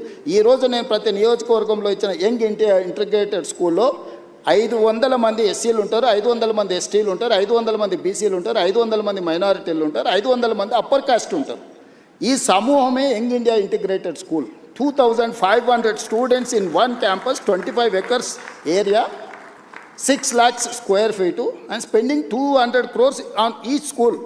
100 స్కూళ్ళ మీద 20,000 కోట్లు ఖర్చు పెట్టి, ఈరోజు మీరు మార్కెట్లో చెప్పుకుంటున్న కార్పొరేట్ స్కూల్స్ ఉన్నాయి కదా, నెక్స్ట్ డిసెంబర్ తర్వాత, అంటే వచ్చే సంవత్సరం ఈ 27 డిసెంబర్ తర్వాత ఈడున్నోళ్ళని కాదు, ఈ దేశంలో ఉన్న వాళ్ళందరూ నేను కట్టే యంగ్ ఇండియా ఇంటిగ్రేటెడ్ స్కూల్స్కు తీసుకెళ్తా. నర్సరీ టు 12th క్లాస్ వరకు నేను అందించే ఎడ్యుకేషన్. నేను బ్రేక్ఫాస్ట్ ఇవ్వబోతున్నా, లంచ్ ఇవ్వబోతున్నా, ఈవినింగ్ స్నాక్స్ ఇవ్వబోతున్నా. రెసిడెన్షియల్ స్కూళ్ళ వల్ల ప్రమాదం ఒకటి తెలుసా నర్సింగ్? ఒకప్పుడు ఒక కుటుంబం 5-6 మంది పిల్లలు ఉండేది. ఓరిద్దరు పిల్లలు చదువుకోవడానికి పోయినా ఓరిద్దరు తల్లిదండ్రుల దగ్గర ఉండేది. ఇప్పుడు ఒక్కటి లేక 2 పిల్లలు ఉంటే ఆ పిల్లల్ని హాస్టల్లో వేస్తే భార్యాభర్తల మధ్య పొంతన ఉండట్లేదు, పిల్లలకు దూరం ఉంటారు. ఆ మధ్యలో ఒక ఆయన నాకు చెప్పిండు, మేము చిన్నగా ఉన్నప్పుడు మీరు మమ్మల్ని హాస్టల్లో వేసారు, మేము పెద్దగా అయినాక మిమ్మల్ని తీసుకెళ్ళి ఓల్డేజ్ హోమ్లో వేసినామని. ఎక్కడుంది ఒక హ్యుమానిటీ, ఒక హ్యూమన్ కనెక్షన్ ఎక్కడుంది? మానవ సంబంధాలు తెగిపోతున్నాయి, మానవ విలువలు పడిపోతున్నాయి. దీన్ని రిస్టోర్ చేయాల్సిన బాధ్యత పాలకుడిగా నా మీద లేదా? నేను గ్రామాలలో చూసిన భార్యాభర్తలకు పిల్లలు స్ట్రెస్ బస్టర్స్. మన కోపం వచ్చినా, బాధ వచ్చినా పిల్లలు కళ్ళ ముందు ఉంటే ఒక ధైర్యం. ఆ పిల్లలే లేరనుకో, ఆ కోపం భార్య మీద చూపిస్తాం, భార్యకు వచ్చిన చికాకు భర్త మీద చూపిస్తే చివరికి వాళ్ళిద్దరు విడిపోయే పరిస్థితి ఉంది. సో ఈ మోడల్ స్కూల్లో ఎంత ఉందా? ఇది Definitely గా. భార్య భర్తల మధ్య గొడవలు ఆపడం. సీరియస్గా నేను సోషల్ కాన్సిక్వెన్సెస్ చెప్తున్నాను నర్సింగ్. నేను గ్రామం నుంచి వచ్చిన, నాకు తెలుసు నా దగ్గరికి ఎంతమంది కాదు సార్, పంచాయతీ- పాలసీ డిజైన్ సో చేసేటప్పుడు అనుకున్నారా? ఇప్పుడు బుర్రలేని వాళ్ళకు టెండర్ పిలిచే 200 రూపాయల కాంట్రాక్టే కనిపిస్తాయి. ఎందుకంటే వాళ్ళకు కమిషన్లే కనిపిస్తుంటాయి. అందులో 20,000 కోట్లు పిలిచిందంటే 10% తీసుకున్నా కూడా 2,000 వేసేసినట్టే ఉండాలి. అది దొంగల బుద్ధి. అదే బిల్డింగ్స్ అవసరం ఏంటనేది పాయింట్ చాలా మంది రైజ్ నర్సింగ్ చేస్తారు. ఇప్పుడు పాలసీ ఓకే. ఇప్పుడు సైబర్ క్రైమ్ ఒకటి ఉండనుకో, వానికి యాక్సెస్ దొరకగానే ఈ ఖాతాలో ఎంత ఉంది, ఎంత కొట్టేయచ్చు అని వాళ్ళు లెక్కలు వేసుకుంటాడు. గంజాయి అమ్ముకునేటోడు కాలేజీలో 5,000 మంది పిల్లలు ఉంటే 5,000 మంది ఉంటే 2,000 మందికి అలవాటు చేస్తే ఇంత బిజినెస్ చేయొచ్చు అని వాడు అనుకుంటాడు. బ్లాక్లో టికెట్లు అమ్ముకునేటోడు సినిమా థియేటర్ దగ్గర ఎక్కువ జనాలు కనిపిస్తే ఒక 100 టికెట్లు బ్లాక్లో అమ్ముకుంటే చేయొచ్చు ఈరోజు మంచి బిజినెస్ అని వాడు అనుకుంటాడు. టెండర్లు ఇచ్చి కమిషన్లు కొట్టేస్తాడు, దాని వాల్యూ చేసేసి లెక్క కట్టేసి వాడు కమిషన్లు వెనక్కి లెక్కేస్తాడు. నర్సింగ్ రేవంత్ రెడ్డి దగ్గరకు వచ్చి నీకు ఇది ఇస్తే ఈ పని చేయని అడిగే ధైర్యం ఇంతవరకు ఎవరు చేయలే, ఎవరు లోపలికి కూడా రాలే. ఓకే ఓకే, మీరు ఎడ్యుకేషన్ శాఖను కూడా మీ దగ్గర పెట్టుకోవడం వెనక రీజన్ ఇదేనా? నేను పర్సనల్గా దాన్ని పట్టాలు ఎక్కియాలి అనేది నా. ఇప్పుడు చాలామంది ఏం కోరుకుంటారు, రెవెన్యూ కోరుకుంటారు, ఫినాన్స్ కోరుకుంటారు, డిఫరెంట్ మినిస్టర్స్ కోరుకుంటారు కదా. ముఖ్యమంత్రి ఏ శాఖ అయినా నేను నా వద్ద పెట్టుకోవచ్చు కదా. ఏం పెట్టుకున్నా, ఎడ్యుకేషన్, అర్బన్ ఇన్ఫ్రాస్ట్రక్చర్ చేయాలనుకున్నా, మున్సిపాలిటీ పెట్టుకున్నా, స్ట్రక్చర్డ్గా డిజైన్ చేయాలి. ఎడ్యుకేషన్, ఈ సమాజాన్ని పునర్నిర్మించాలనే కోరిక నాకుంది. దీన్ని ఎవరి దగ్గర పెట్టినా కూడా అది నేను అనుకున్న లక్ష్యం దిశగా పోదో అని నా దగ్గర పెట్టుకున్నా. ఈ రెండిట్లల్లా నేను రోజుకు 18 గంటలు రివ్యూలు చేస్తున్నాను. ఆఫీసర్లు అని అడుగు, చచ్చిపోతున్నారు ఆఫీసర్లు. సార్ మేము అంతకుముందు 3 నెలలకు ఒకసారి అట్లా కనిపిస్తే సార్ చెప్పేది 3 గంటలు వింటే మా పని హ్యాపీగా ఉండే సార్, మేము చెప్పాల్సిన అవసరమే లేదు. ఇప్పుడు నువ్వు పిలుస్తున్నావు అంటే మొత్తం తిరిగేసి చదవాల్సి వస్తుంది సార్ అని. సో ఇది డిఫరెన్స్. మీరు మాట్లాడుతుంది చూస్తే అర్థమవుతుంది. నేను ప్రతి ప్రశ్నకి కనీసం 10 నిమిషాలు మాట్లాడుతున్నారు. నాకు టైం 1 అవరే ఉంది. సో ఇంకా చాలా క్వశ్చన్స్ అడగాల్సి ఉన్నాయి. సో మీరు 18 గంటలు రివ్యూ చేస్తారు. నిర్మిస్తాను ముందుకు వచ్చినప్పుడు నిర్మాణంలో నువ్వు కూడా భాగస్వామి కావాలి. 18 గంటలు రివ్యూ చేస్తున్నారు కాబట్టి అంత నాలెడ్జ్ ఉంటుంది డెఫినెట్గా మీకు. రైట్, చాలా క్వశ్చన్స్ ఉన్నాయి sir. Drug free Telangana okay మాట్లాడుకున్నాం. మీరు నాకు తెలిసి కాంగ్రెస్ పార్టీ అధిష్టానానికి సంబంధించిన ఒక నాయకుడిని అన్న అని పిలిచేంత చనువు నాకు తెలిసి తెలుగు రాష్ట్రాల కాంగ్రెస్ నాయకులకి ఎవరికి ఉన్నట్లేదు. రాహుల్ గాంధీని జస్ట్ మిమ్మల్ని మేమంతా జర్నలిస్ట్ చాలామంది అన్న అని పిలిచినట్టుగా మీరు రాహుల్ గాంధీని అన్న అని పిలుచుకుంటూ తిరుగుతారు. అంత క్లోజ్నెస్ ఎలా వచ్చింది రాహుల్ గాంధీకి? ఇప్పుడు గాంధీ ఫ్యామిలీకి ఈ దేశం పట్ల విశ్వాసం అక్కడ కనపడితే ఇక్కడ దండం పెట్టుకుంటూ నిలబడుతుంటారు. నో అట్లా వాళ్ళకు ఉంటుంది. దానికి అనుకూలంగా పనిచేసేటోళ్ళను వాళ్ళు ఫ్యామిలీ మెంబర్స్ లాగా ట్రీట్ చేస్తారు. నాకు రాహుల్ గాంధీ గారి దగ్గర కాదు, ప్రియాంక గాంధీ గారైనా సోనియా గాంధీ గారి దగ్గర అయినా నాకు చాలా ఇంటిమసీ. అంటే నేను నా లైన్ ఎప్పుడు క్రాస్ కాను, కాకపోతే నాకు ఆ కంఫర్ట్ ఉంది. నేను ఏమనుకున్నా నేను చెప్పగలను. వాళ్ళకి ఏమనిపించినా వాళ్ళు నాకు మీకు కంఫర్ట్ ఇచ్చారు, ఇస్తారు. నేను ఫోన్ లేదు నీకు చూపిస్తే ఇప్పుడు ఒక టెక్స్ట్ పెట్టండి, ఇక్కడ లోకల్గా ఏదో కేసు అయిందంటే Revanth why don't you see that case అని. అంటే తెలంగాణలో జరిగే చిన్న సంఘటన కూడా రాహుల్ గాంధీ గారు ముఖ్యమంత్రి గారికి అదేదో చూడు అని అడ్వైజ్ చేసేంత మా కమ్యూనికేషన్ ఉంది. సో గాంధీ కుటుంబంలో కాంగ్రెస్ పాలిటిక్స్ గట్టిగా ఒక 1 decade కూడా కాల మీరు కాంగ్రెస్ పార్టీలో 2017 కదా. 17 ఈ 9 yearsలో ఎలా తెలుసుకోగలిగారు అది? అదే చెప్తున్నా నర్సింగ్. నేను 2007లో టీడీపీలో జాయిన్ అయినా, 2017లో బయటకు వచ్చాను. నేను ఉన్నది 10 సంవత్సరాలే కదా. ఈ రోజుకైనా చంద్రబాబు నాయుడు గారు ఆయన దగ్గర ఉన్న సొంత నాయకుల కంటే కూడా నన్ను గౌరవిస్తాడా లేదా? వెళ్ళిపోయినాక కూడా ఎందుకు? నార్మల్గా వెళ్ళిపోయిన తర్వాత ఒక పార్టీని వదిలి ఇంకో పార్టీలకు పోయినా, ఒక నాయకుడిని వదిలి ఇంకొక నాయకుడి దగ్గరికి పోయినా వాళ్ళ మధ్యలో సంబంధాలు సత్సంబంధాలు ఉండని చెప్పడం చూసినాం ఈ దేశ రాజకీయాలలో. ఎక్కడైనా కానీ చంద్రబాబు నాయుడు గారికి నేను ఎదురుపడ్డప్పుడు ఆయన కళ్ళల్లో ఏం కనిపిస్తుంది ఒకసారి చూడు. డెఫినెట్గా ప్రేమగా చూస్తారు. నా పట్ల గౌరవం ప్రేమ అనేది ఉంది కదా. That is what my conviction. నేను ఒక నాయకుడితో పనిచేస్తే 100% ఆ నాయకుడితో నిలబడతాను. నేను పార్టీని వదిలే రోజు కూడా ఇక్కడ చెప్పలే, విజయవాడకు పోయి చంద్రబాబు నాయుడు గారిని కలిసి సార్ నాకున్న పరిస్థితి ఇది, మీ వల్ల నాకు పార్టీ వల్ల అన్ని రకాల ఉపయోగము ప్రయోజనం జరిగింది, కానీ నేను అనుకుంటున్న పర్పస్ కానీ ప్రజలు కోరుకుంటున్న లక్ష్యం కానీ ఇక్కడ ఉంటే కుదరదు, కాబట్టి నేను ప్రత్యామ్నాయంగా నేను వెళ్తున్నా అని చెప్పి నేను అక్కడి నుంచి వచ్చిన. నేను ఎప్పుడు కూడా నా రిలేషన్ని నేను స్ట్రెయిన్ చేసుకోలేదు, నా లీడర్కి నేను అబద్ధం చెప్పలే. ఓకే, ఏదున్నా ఉన్నది ఉన్నట్టు మాట్లాడమే నా స్ట్రెంగ్త్. కాదు సార్, రాహుల్ గాంధీ గారికి మీరు గోల్ పెట్టుకున్నారు. నాతో 2006-7 ప్రాంతంలో నేను ముఖ్యమంత్రి అవుతా అని చెప్పారు. నాతో పాటు చాలామంది జర్నలిస్ట్ ఫ్రెండ్స్ చెప్పారు. కొంతమందిని మా వాళ్ళని మంత్రులను కూడా చేస్తామని చెప్పారు. మంత్రులను చేయలేదు కానీ చాలామంది మా జర్నలిస్ట్ ఫ్రెండ్స్కి అవకాశాలు కల్పించారు. Thank you. సో మీరు రాహుల్ గాంధీ గారికి చెప్పొచ్చు కదా, ఆయన కూడా గోల్ పెట్టుకొని నేను ప్రధానమంత్రి కావాలని గోల్ ఉందా అసలు ఆయనకి? ఆ గోల్ పెట్టుకున్నారా, దానికోసం పనిచేస్తున్నారా? రాహుల్ గాంధీ గారికి చాలాసార్లు చెప్తున్నా, కాంగ్రెస్ను అధికారంలోకి తేవాలనే గోల్ ఉంది ఆయనకు, కానీ ఆయన ప్రధానమంత్రి కావాలనే దాని మీద ఆయన కోరిక లేదు. గోల్ ఉంటేనే కదా దానికోసం. నేను చాలాసార్లు మొన్న మా చింతన్ శిబిర్ ఇక్కడనే రాజ్ ఠాకూర్ జిల్లా ప్రెసిడెంట్ ఉన్నాడు కదా, మొన్న మా చింతన్ శిబిర్ జిల్లా అధ్యక్షుల ట్రైనింగ్ జరిగింది ఆంధ్రప్రదేశ్ తెలంగాణ వికారాబాద్లో. నేను లోపల ఏం మాట్లాడినో ఎవరైనా వినుంటారు, నువ్వు అడుగు అంటే నాకు ఆయనకు జరిగిన డిస్కషన్ అంటే ఒక పర్సన్ థాట్ లోపల ఉన్నప్పుడు కదా దానికోసం చెప్పించి ఒప్పించిన. మొదటిసారి రాహుల్ గాంధీ వచ్చేసారి నేను ప్రధానమంత్రి పదవికి పోటీ పడతాను, నేను బాధ్యత తీసుకుంటా అని చెప్పి మొదటిసారి రాహుల్ గాంధీ గారిని అధికారికంగా ఎస్ అని నేనే అనిపించిన. ఓకే, నేను చెప్పిన క్లియర్గా ప్రజలు ఇప్పుడు జెన్జీ ఇప్పుడున్న జనరేషన్, నేను ఆయనకు చెప్తా ఆయన నీకు చేస్తాడంటే ఎవరు నమ్మడం లేదు, వినడం లేదు. నువ్వేం చేస్తావో, నీ కమిట్మెంట్ ఏంది, నువ్వేం చేయదలుచుకుంటావో నువ్వు డైరెక్ట్గా చెప్పమంటారు. ఇప్పుడున్న పాలిటిక్స్ను నేను స్విగ్గీతో పోలుస్తాను. ఇప్పుడు జనాలు వితిన్ మినిట్స్ డెలివరీ కావాలని కోరుకుంటున్నారు. పొద్దున ఆర్డర్ ఇస్తే రాత్రికి వచ్చే దాని మీద లేరు జనాలు, కావాలి కొత్త ఆర్డర్ మరి రెడీగా ఉంటారు. సో స్విగ్గీ పాలిటిక్స్లో ఈరోజు నువ్వు ఎట్లా పర్ఫామ్ చేస్తావు అనే దాని మీదనే ఆధారపడి ఉంటుంది.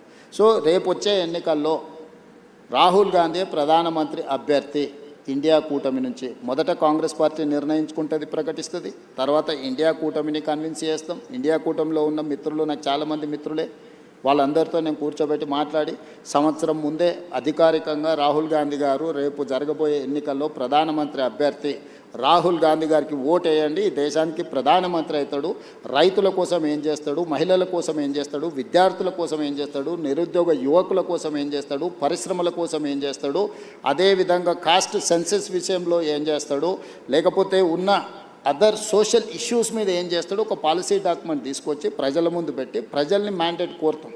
ఓకే సార్, మీరు ఇప్పుడు ఆంధ్రప్రదేశ్లో కాంగ్రెస్ పార్టీ చివరి ముఖ్యమంత్రి, తెలంగాణ వచ్చిన తర్వాత మీరు మొదటి ముఖ్యమంత్రి. కాంగ్రెస్ పార్టీ ముఖ్యమంత్రులకి ఎవరికీ లేని ఒక ప్రివిలేజ్ కనపడుతుంది. మీరు సౌత్ ఇండియాలో కాంగ్రెస్ పార్టీకి సంబంధించిన ఫేస్గా కనపడుతున్నారు. కేరళ ఎలక్షన్లో క్యాంపెయిన్గా చేయడం కావచ్చు, తమిళనాడు వెళ్ళి అక్కడ మీటింగ్స్ అటెండ్ చేయడం కావచ్చు. సో సిద్ధరామయ్య కంటే కూడా సౌత్ ఇండియాలో ఉన్న కాంగ్రెస్ ముఖ్యమంత్రులు మీరు ఎక్కువ పాపులర్గా కనపడుతున్నారు. సో సౌత్ ఫేస్గా రేవంత్ ఎమర్జ్ అవ్వడం వెనక రీజన్ ఏంటి? నేషనల్ పాలిటిక్స్ ఇంకేదన్నా మీరు సీఎం కావాలని గోల్ అయిపోయింది, వేరే గోల్ ఏమైనా పెట్టుకున్నారా? లేదు నర్సింగ్, నేను 10 years 2034 వరకు ఏ గోల్ లేదు.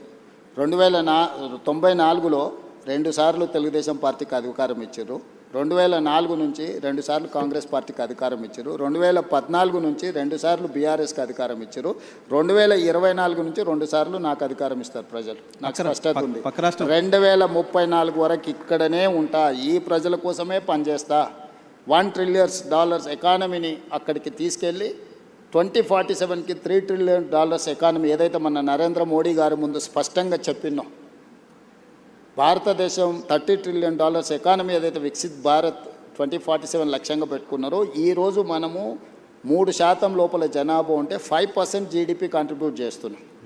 రేపు ఇదే జనాభా 10% జీడిపిని దేశానికి కంట్రిబ్యూట్ చేసే ప్రణాళికలు, దానికి రోడ్ మ్యాప్, దానికి భవిష్యత్ ఏ రకమైన విధానాలు తీసుకోవాలనో 2034 వరకు ఇక్కడనే క్షేత్రస్థాయిలో ఉండి ఈ పనులు చేస్తాను. సార్ అది నమ్మకమా? 10 ఏళ్ళు ఇస్తారులే నమ్మకం? పక్క రాష్ట్రం ఆంధ్రప్రదేశ్లో 5 ఏళ్ళకి ప్రభుత్వం మారింది, డిఎంకే ప్రభుత్వం తమిళనాడులో కూడా 5 ఏళ్ళకి మారింది. నా జీవితంలో నేను జడ్పీటీసీ అవుతా అనుకున్నప్పుడు జడ్పీటీసీ అయినా, నేను ఎమ్మెల్సీ అవుతా అనుకున్నప్పుడు ఎమ్మెల్సీ అయినా, ఎమ్మెల్యే కావాలనుకున్నప్పుడు ఎమ్మెల్యే అయినా, 2014లో ఎంపీ అవుతా అని చాలా ప్రయత్నం చేసింది, నీకు కూడా తెలుసు కదా. కాకపోతే 19లో అయినా అదే మల్కాజ్గిరి నుంచి, 14లో కూడా మల్కాజ్గిరి నుంచి అవుతా అని చెప్పి తెలుసు కదా. అక్కడ మిస్ అయినా కూడా 19లో మళ్ళీ అక్కడి నుంచి అయినా. జిల్లా పరిషత్ మెంబర్ ఉన్నప్పుడే తెలంగాణ వస్తే తెలంగాణకు ముఖ్యమంత్రి అవుతా అని చెప్పిన. అవునా? నీతో చెప్పిన కదా, నీకు గుర్తుంది కదా. ఆ రోజు రాజశేఖర రెడ్డి గారు, చంద్రబాబు నాయుడు గారి నాయకత్వం ముందు తెలంగాణ ఎక్కడి నుంచి వస్తుందా, పిచ్చి బ్రహ్మలని మాట్లాడిన వాళ్ళు కూడా ఉండరు కదా. వచ్చింది కదా, వచ్చిన తెలంగాణకు ముఖ్యమంత్రి అయినా కదా. ఈ రోజు కూడా నేను చెప్తున్నా 34 వరకు నేనే ఉంటా. Confidence sir? నేను ఈరోజు నీ ముందర చెప్పిపోతున్నా, నువ్వు దాచిపెట్టుకో. 34 తర్వాత నేను జాతీయ రాజకీయాల వైపు పోయినప్పుడు ఆ రోజు వచ్చి నువ్వు అడుగు. ఆ రోజు చెప్పి 34 వరకు ఇక్కడ 34లో గెలిస్తే కూడా రేవంత్ రెడ్డి సీఎంగా ఉండరు, వెళ్ళిపోతారు. 34 తర్వాత మొత్తం 100% సీట్లు గెలిపించి కాంగ్రెస్కి అధికారం ఇచ్చినా కూడా నేను ముఖ్యమంత్రి పదవి తీసుకోను. నేను తర్వాతి తరానికి బదిలీ చాలా పెద్ద చేస్తా. స్టేట్మెంట్ ఇస్తున్నారు సార్. పెద్ద స్టేట్మెంట్ నీకు చెప్తున్నా, అందుకే నీకు చెప్పాలని నీకు చెప్తున్నా. ఓకే. ఎందుకంటే నీకు ముఖ్యమంత్రి అని చెప్పిన రోజు నువ్వు ఆశ్చర్యపోయినావు, అది ఎట్లా సాధ్యం, జిల్లా జడ్పీటీసీ ముఖ్యమంత్రి అవుతాడా అని. ఆశ్చర్యం ఏం పోలే, మేము అనుకున్నాం కదా, మాట్లాడుకున్నాం చాలా చెప్తున్నా, సందర్భాల్లో ఆ రోజు మీరు- ఎవరైనా ఒక జడ్పీటీసీ ఇండిపెండెంట్గా గెలిచి రాష్ట్రం వస్తే నేను ముఖ్యమంత్రి అవుతా అంటే ఎవరైనా నమ్ముతారా? నమ్మరు కదా. సో ఇది నోట్ చేసి పెట్టుకోవచ్చు. 34 తర్వాత రేవంత్ రెడ్డి తెలంగాణ నేను ఈరోజు మాట్లాడే ప్రతి మాట నువ్వు దాచిపెట్టుకొని లైబ్రరీలో నీకు అవసరమైనప్పుడల్లా చూసుకో. ఓకే. నేను ఈరోజు చెప్తున్నా 34 వరకు నేను ముఖ్యమంత్రిగా ఉండి 34 తర్వాత 34 తర్వాత పార్టీ ఎవరిని చేస్తే వాళ్ళని ముఖ్యమంత్రిని చేస్తాను. నేను గాను అవకాశం ఇస్తే కూడా మీరు కాదు. నేను తీసుకోను, నాకు చాలా, నాకు తెలుసు నా లైఫ్. ఎక్కడ ఉంటారు మీరు? ఇంకా యంగ్ ఉన్నారు సార్, ఇంకా 30 ఏళ్ళు పాలిటిక్స్ చేస్తారు. జాతి దేశం చాలా విశాలంగా ఉంది, దేశానికి కూడా సేవలు అందిస్తా. ఓకే. జాతీయ స్థాయిలో నేను నా నా నా నా అనుభవాన్ని దేశం కోసం పంచుతా. నాకు దేశం పట్ల భక్తి ఉంది. నేను ముందే మన మోడీ గారి ముందర చెప్పిన పైలా దేశ్ దూసరా జనతా తీసరా దల్ అంటే మొదట దేశము, తర్వాత ప్రజలు, తర్వాత పార్టీ, తర్వాత నేను. సో నాకు ఒక స్పష్టత ఉంది. ఈ స్పష్టతలోనే ఇక్కడి వరకు వచ్చిన. సో మీరు నాకు 2006లో జెడ్పీటీసీగా ఉన్నప్పుడు ముఖ్యమంత్రి అవుతా అని చెప్పారు. ఇప్పుడు ముఖ్యమంత్రిగా ఉన్నారు, జాతీయ రాజకీయాల్లోకి వెళ్తా అని చెప్తున్నారు. జాతీయ రాజకీయాల్లో ఏ చైర్ కోరుతున్నారు, ఏ చైర్ కోసం అనుకుంటున్నారు? రాహుల్ గాంధీని ప్రధానమంత్రిగా కూర్చోబెట్టి ఆ తర్వాత ఏ చైర్ ఇస్తే ఆ చైర్లో కూర్చుంటా. Right sir. నేను గతంలో నేను టీవీ 9లో పనిచేస్తున్నప్పుడు కావచ్చు, ఏబీఎన్ ఆంధ్రజ్యోతిలో పనిచేస్తున్నప్పుడు కావచ్చు, మనం ఇంటర్వ్యూకి వచ్చినప్పుడు మీరు నాకు చెప్పే ఏం అడగాలి సార్ అంటే ఏదైనా అడుగు అనేవాళ్ళు. ఆ లిబర్టీ తీసుకొని కొన్ని క్వశ్చన్స్ అడుగుతున్నాను, అడగచ్చు కదా? డన్. Thank you. తెలంగాణకు సంబంధించి, హైదరాబాద్కు సంబంధించి సినిమా ఇండస్ట్రీ ఎందుకు రేవంత్ రెడ్డి పట్ల నెగిటివ్గా ఉందా, లేకపోతే రేవంత్ రెడ్డి సినిమా ఇండస్ట్రీ పట్ల నెగిటివ్గా ఉన్నారా అలాంటి ఒక ఇంప్రెషన్ బయట సొసైటీలో ఉంది. రీజన్ ఏంటో తెలియదు, మీరు చెప్పాలి. దాంతోపాటు తెలుగు సినిమా ఇండస్ట్రీ ఏమో అంటిముట్టినట్టుగా ఉంటుంది. బాలీవుడ్ మొత్తం ఇంటికి వస్తుంది. అమితాబ్ బచ్చన్ వస్తున్నారు, ఆయన ఎవరు ఇంకా సల్మాన్ ఖాన్ వస్తున్నారు, అజయ్ దేవ్గన్ వస్తున్నారు, బాలీవుడ్ అంతా వస్తుంది. తెలుగు సినిమా ఇండస్ట్రీతో ఎందుకు ఆ డిటాచ్మెంట్ ఉంది మీకు? నాకు డిటాచ్మెంట్ ఏం లేదు. నాకు ఎక్కువ వివరాలు తెలుసు కాబట్టి కొంతమంది నా దగ్గరకు వచ్చి వేరే చెప్పలేరు. ఎందుకంటే నాకు అందరి గురించి చాలా విషయాలు తెలుసు కదా. నేను కొత్తగా చూస్తలేను పరిశ్రమ. కొంతమంది అమెరికా నుంచి వచ్చిన వాళ్ళకు సెలబ్రిటీస్ అంటే సోషల్ క్లైంబింగ్ అంటారు దీన్ని ఇంగ్లీష్లో. ఓకే. సడన్గా మనకు డబ్బులు వచ్చినా, సడన్గా హోదా వచ్చినా, అప్పటి వరకు మనలో అణిచివేసుకున్న విపరీతమైన కోరికలు కొన్ని ఉంటాయి. దాంతో ఏమైందంటే ఒక్కసారిగా అవి నిద్రలేస్తే అరే నాకు సెలబ్రిటీ పరిచయం ఉండాలా, ఆ సెలబ్రిటీ నేను కలవాలా, లేకపోతే నన్ను ఆయన కలవాలా అని సోషల్ క్లైంబింగ్ అంటారు దాన్ని. అంటే అట్లా బయట ప్రపంచంలో ఉండే వాళ్ళతో కొంత కలవాలని కోరికలు ఉంటాయి. నేను 30 ఏళ్ళ క్రితం అందరూ ఇప్పుడు స్టార్స్ అని చెప్పేటోళ్ళు అందరూ కిడ్స్ ఉన్నప్పుడు నాకు తెలుసు. ఓకే. నేను పేర్లు చెప్పను కానీ వాళ్ళు స్కూల్కి వెళ్ళి, లేకపోతే జూనియర్ కాలేజ్కి వెళ్ళి, లేకపోతే వాళ్ళు కాలేజ్ నుంచి బయటకు వచ్చి సింగిల్ బియర్ తాగాలనుకున్నప్పుడు కూడా నా దగ్గరకు వచ్చేటోళ్ళు. అన్న నువ్వు సంతకం పెడితే నేను బియర్ తాగుతా అని. సింగిల్ బీర్ తాగడానికి మీరు వచ్చారు, మీ దగ్గరికి వచ్చారు. ముఖ్యమంత్రి అయిన తర్వాత మీ దగ్గర రావడానికి అదే భయపడతారు. చెప్తున్నా, అన్ని చూసిన తర్వాత నాకు వచ్చి కొత్తగా చెప్పలేరు కదా నర్సింగ్. ఓకే. సో అందుకోసమని నేను ఏ పరిశ్రమతోనైనా ధూళిపేట్ల గుడంబ అమ్ముకునే వాళ్ళతోని నేను అంతే రిలేషన్ మెయింటైన్ చేస్తా. Top of the top star వచ్చినా కూడా నేను అట్లనే ఉంటా. Wipro, Microsoft or any other company CEO వచ్చినా నేను అంతనే ఉంటా. అమెరికన్ అంబాసిడర్ వచ్చినా కూడా నేను అదే విధంగా ఉంటాను. నువ్వు నా బిహేవియర్ చూడు, నువ్వు యావరేజ్ లీడర్తోనున్నా, ప్రధానమంత్రితోనున్నా నేను వంగి నమస్కారాలు పెట్టుడు, అతి వినయాలు చేసుడు, లేకపోతే టూ మచ్ ఏదో ఇంప్రెస్ చేసేసి ఏదో నటించేద్దామని నా బ్లడ్లోనే లేదు. నేను ఉన్నది ఉన్నట్టు ఉంటా, వచ్చేది వస్తుంది, పోయేది పోతుంది. ఇట్లుంటేనే ముఖ్యమంత్రి అయినా. ఇంకా కొత్తగా ఏంది నేను చేసేది? ఏం పని ఉంది ఇప్పుడు ప్రతి ఒక్కరికి లైఫ్లో సక్సెస్కి ఒక ఫార్ములా ఉంటుంది. నువ్వు యాజ్ జర్నలిస్ట్ నువ్వు సక్సెస్ అయినావంటే నీకు ఒక ఫార్ములా ఉంటుంది, లేకపోతే ఒక వర్కింగ్ స్టైల్ ఉంటుంది. ఇంకొక లీడర్కి ఇంకొక లాగా ఉంటుంది, ఇంకొక సెలబ్రిటీకి ఇంకొక లాగా ఉంటుంది. నాకు నా లైఫ్ ఇట్లనే గౌరవాన్ని తెచ్చిపెట్టింది, హోదాని తెచ్చిపెట్టింది, ఈరోజు గుర్తింపు వచ్చింది. సో నా లైఫ్ అనేది ఇట్లనే ఉంటుంది నర్సింగ్. ఇందులో నేను అనేది టాలీవుడ్, బాలీవుడ్ కాదు, హాలీవుడ్ కూడా హైదరాబాద్లో షూటింగ్ జరగాలి, ఇండస్ట్రీని ఆ విధంగా తీసుకెళ్లాలని నేను ప్రయత్నం చేస్తున్నా. అందుకే ఈరోజు నెట్ఫ్లిక్స్ కానీ వీటన్నిటిని కూడా మనం ఇక్కడికి తీసుకొచ్చినాం.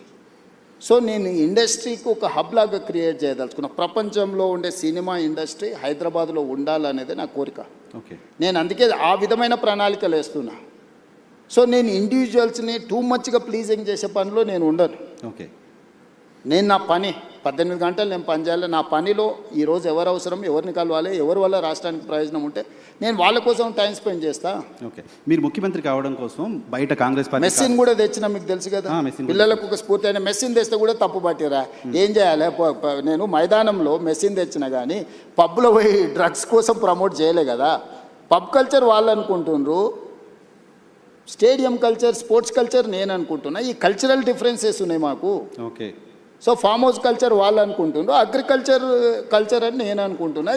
ఈ కల్చరల్ డిఫరెన్సెస్ ఉన్నాయి. What should I do? Okay okay, మీరు ముఖ్యమంత్రి కావడం కోసం చాలామంది కాంగ్రెస్ పార్టీ కార్యకర్తల కష్టం, మీ కష్టం, మీరు చాలా ఫేస్ చేశారు, అంత ఓకే. వీటన్నిటితో పాటు మీకోసం కష్టపడ్డ మీ సతీమణి గారు ఉన్నారు, అటు కూడా చాలా కష్టపడ్డారు కదా. లాస్ట్ 4-5 ఇయర్స్ అయితే చాలా కష్టపడ్డారు, తెలుసు మాకు. సో మహిళా రిజర్వేషన్ బిల్లుని కాంగ్రెస్ పార్టీ పార్లమెంట్లో వ్యతిరేకంగా ఓటేసిన సందర్భంగా భారతీయ జనతా పార్టీ మోడీ గారు చెప్పారు, కాంగ్రెస్ నాయకుల్ని ఇంట్లో మీ భార్యలు అడగండి ఎందుకు వ్యతిరేకంగా ఓటేసావని. అడిగారా మీ సతీమణి ఏమన్నా? ఇప్పుడు మోడీ గారైనా భారతీయ జనతా పార్టీలైనా మహిళా రిజర్వేషన్ ముసుగు తొడుక్కొని దక్షిణ భారతదేశాన్ని హత్య చేయాలనే ప్రయత్నం చేశారు. ఆ హత్యాయత్నాన్ని నేను అడ్డుకున్నా. మహిళా రిజర్వేషన్ కానీ నియోజకవర్గాల పునర్విభజనకు ఎలాంటి సంబంధం లేదు. పార్లమెంటు పెట్టిన బిల్లు సీట్ల పెంపకం అనేదే బిగ్గెస్ట్ సమస్య. సీట్ల పెంపకానికి వాళ్ళు ఎన్నుకున్న విధానాన్ని మాత్రమే మేము వ్యతిరేకించినాం. మహిళా రిజర్వేషన్ 2023లోనే పార్లమెంట్లో బిల్లు వచ్చింది. 100% రాజకీయ పార్టీలు అన్నీ మద్దతు ఇచ్చినాయి, అమలు చేయమను. ఇప్పుడున్న 543లో 33% 181 పార్లమెంటు సీట్లు 2011 జనాభా తీసుకొని ఇవాళ రేపు టెక్నాలజీ వచ్చింది. ఈ డేటా ఏఐకి అప్పచెప్పేస్తే 3 గంటలలో 181 సీట్లు ఏవేవి మహిళలకు రిజర్వేషన్లు అయితే ఇస్తుంది. ఒకవేళ టెక్నాలజీ మీద మీకు నమ్మకం లేకపోతే ఒక కమిషన్ అపాయింట్ చేస్తే 3 నెలల్లో టోటల్గా చేసేసి 181 మహిళలకు ఇవ్వచ్చు. ఆ ప్రయత్నం చేయడం లేదు. నియోజకవర్గాల పునర్విభజన 2008లో చేసిండ్రు. 2 సంవత్సరాలు పట్టింది అదంతా చేయడానికి. ఉన్న నియోజకవర్గాలు సేమ్ నెంబర్. తెలంగాణలో 17 ఉన్నాయి, ఆంధ్రప్రదేశ్లో 25 ఉన్నాయి. ఇదే 17 నియోజకవర్గాలను పార్లమెంటు పునర్విభజన చేయొచ్చు. ఆంధ్రప్రదేశ్ ఇట్లా దేశమంతా 543 నియోజకవర్గాలను పునర్విభజన చేయొచ్చు. ఆయా రాష్ట్రాలలో ఉన్న జనాభాను రెగ్యులేట్ చేయొచ్చు ఆ పార్లమెంట్ల ప్రకారం. ఈ 2 చేయకుండా సీట్ల పెంపు అనేదాన్ని ఉన్నదాన్ని 50% పెంచుతా అనేది మోడీ గారి ఆలోచన. అందరికీ సమానంగా 50 పెంచుతున్నా అని అంటుండే. నేను ఒకే ఒక ప్రశ్న అడుగుతాను, మీరు బ్రదర్స్ ఇద్దరా ముగ్గురా? ముగ్గురు కదా. మీ నాన్న ఎప్పుడో కొంత ఆస్తి ఇచ్చిండు, ముగ్గురికి సమానంగానే ఇచ్చిండు. ఒక 10 సంవత్సరాల జర్నీ అయిపోయింది. నీ దగ్గర 10 లక్షలు ఉంది ఇప్పుడు ఆస్తి, ఇంకొక బ్రదర్ దగ్గర 1 కోటి ఉంది, ఇంకో బ్రదర్ దగ్గర 10 కోట్లు ఉంది.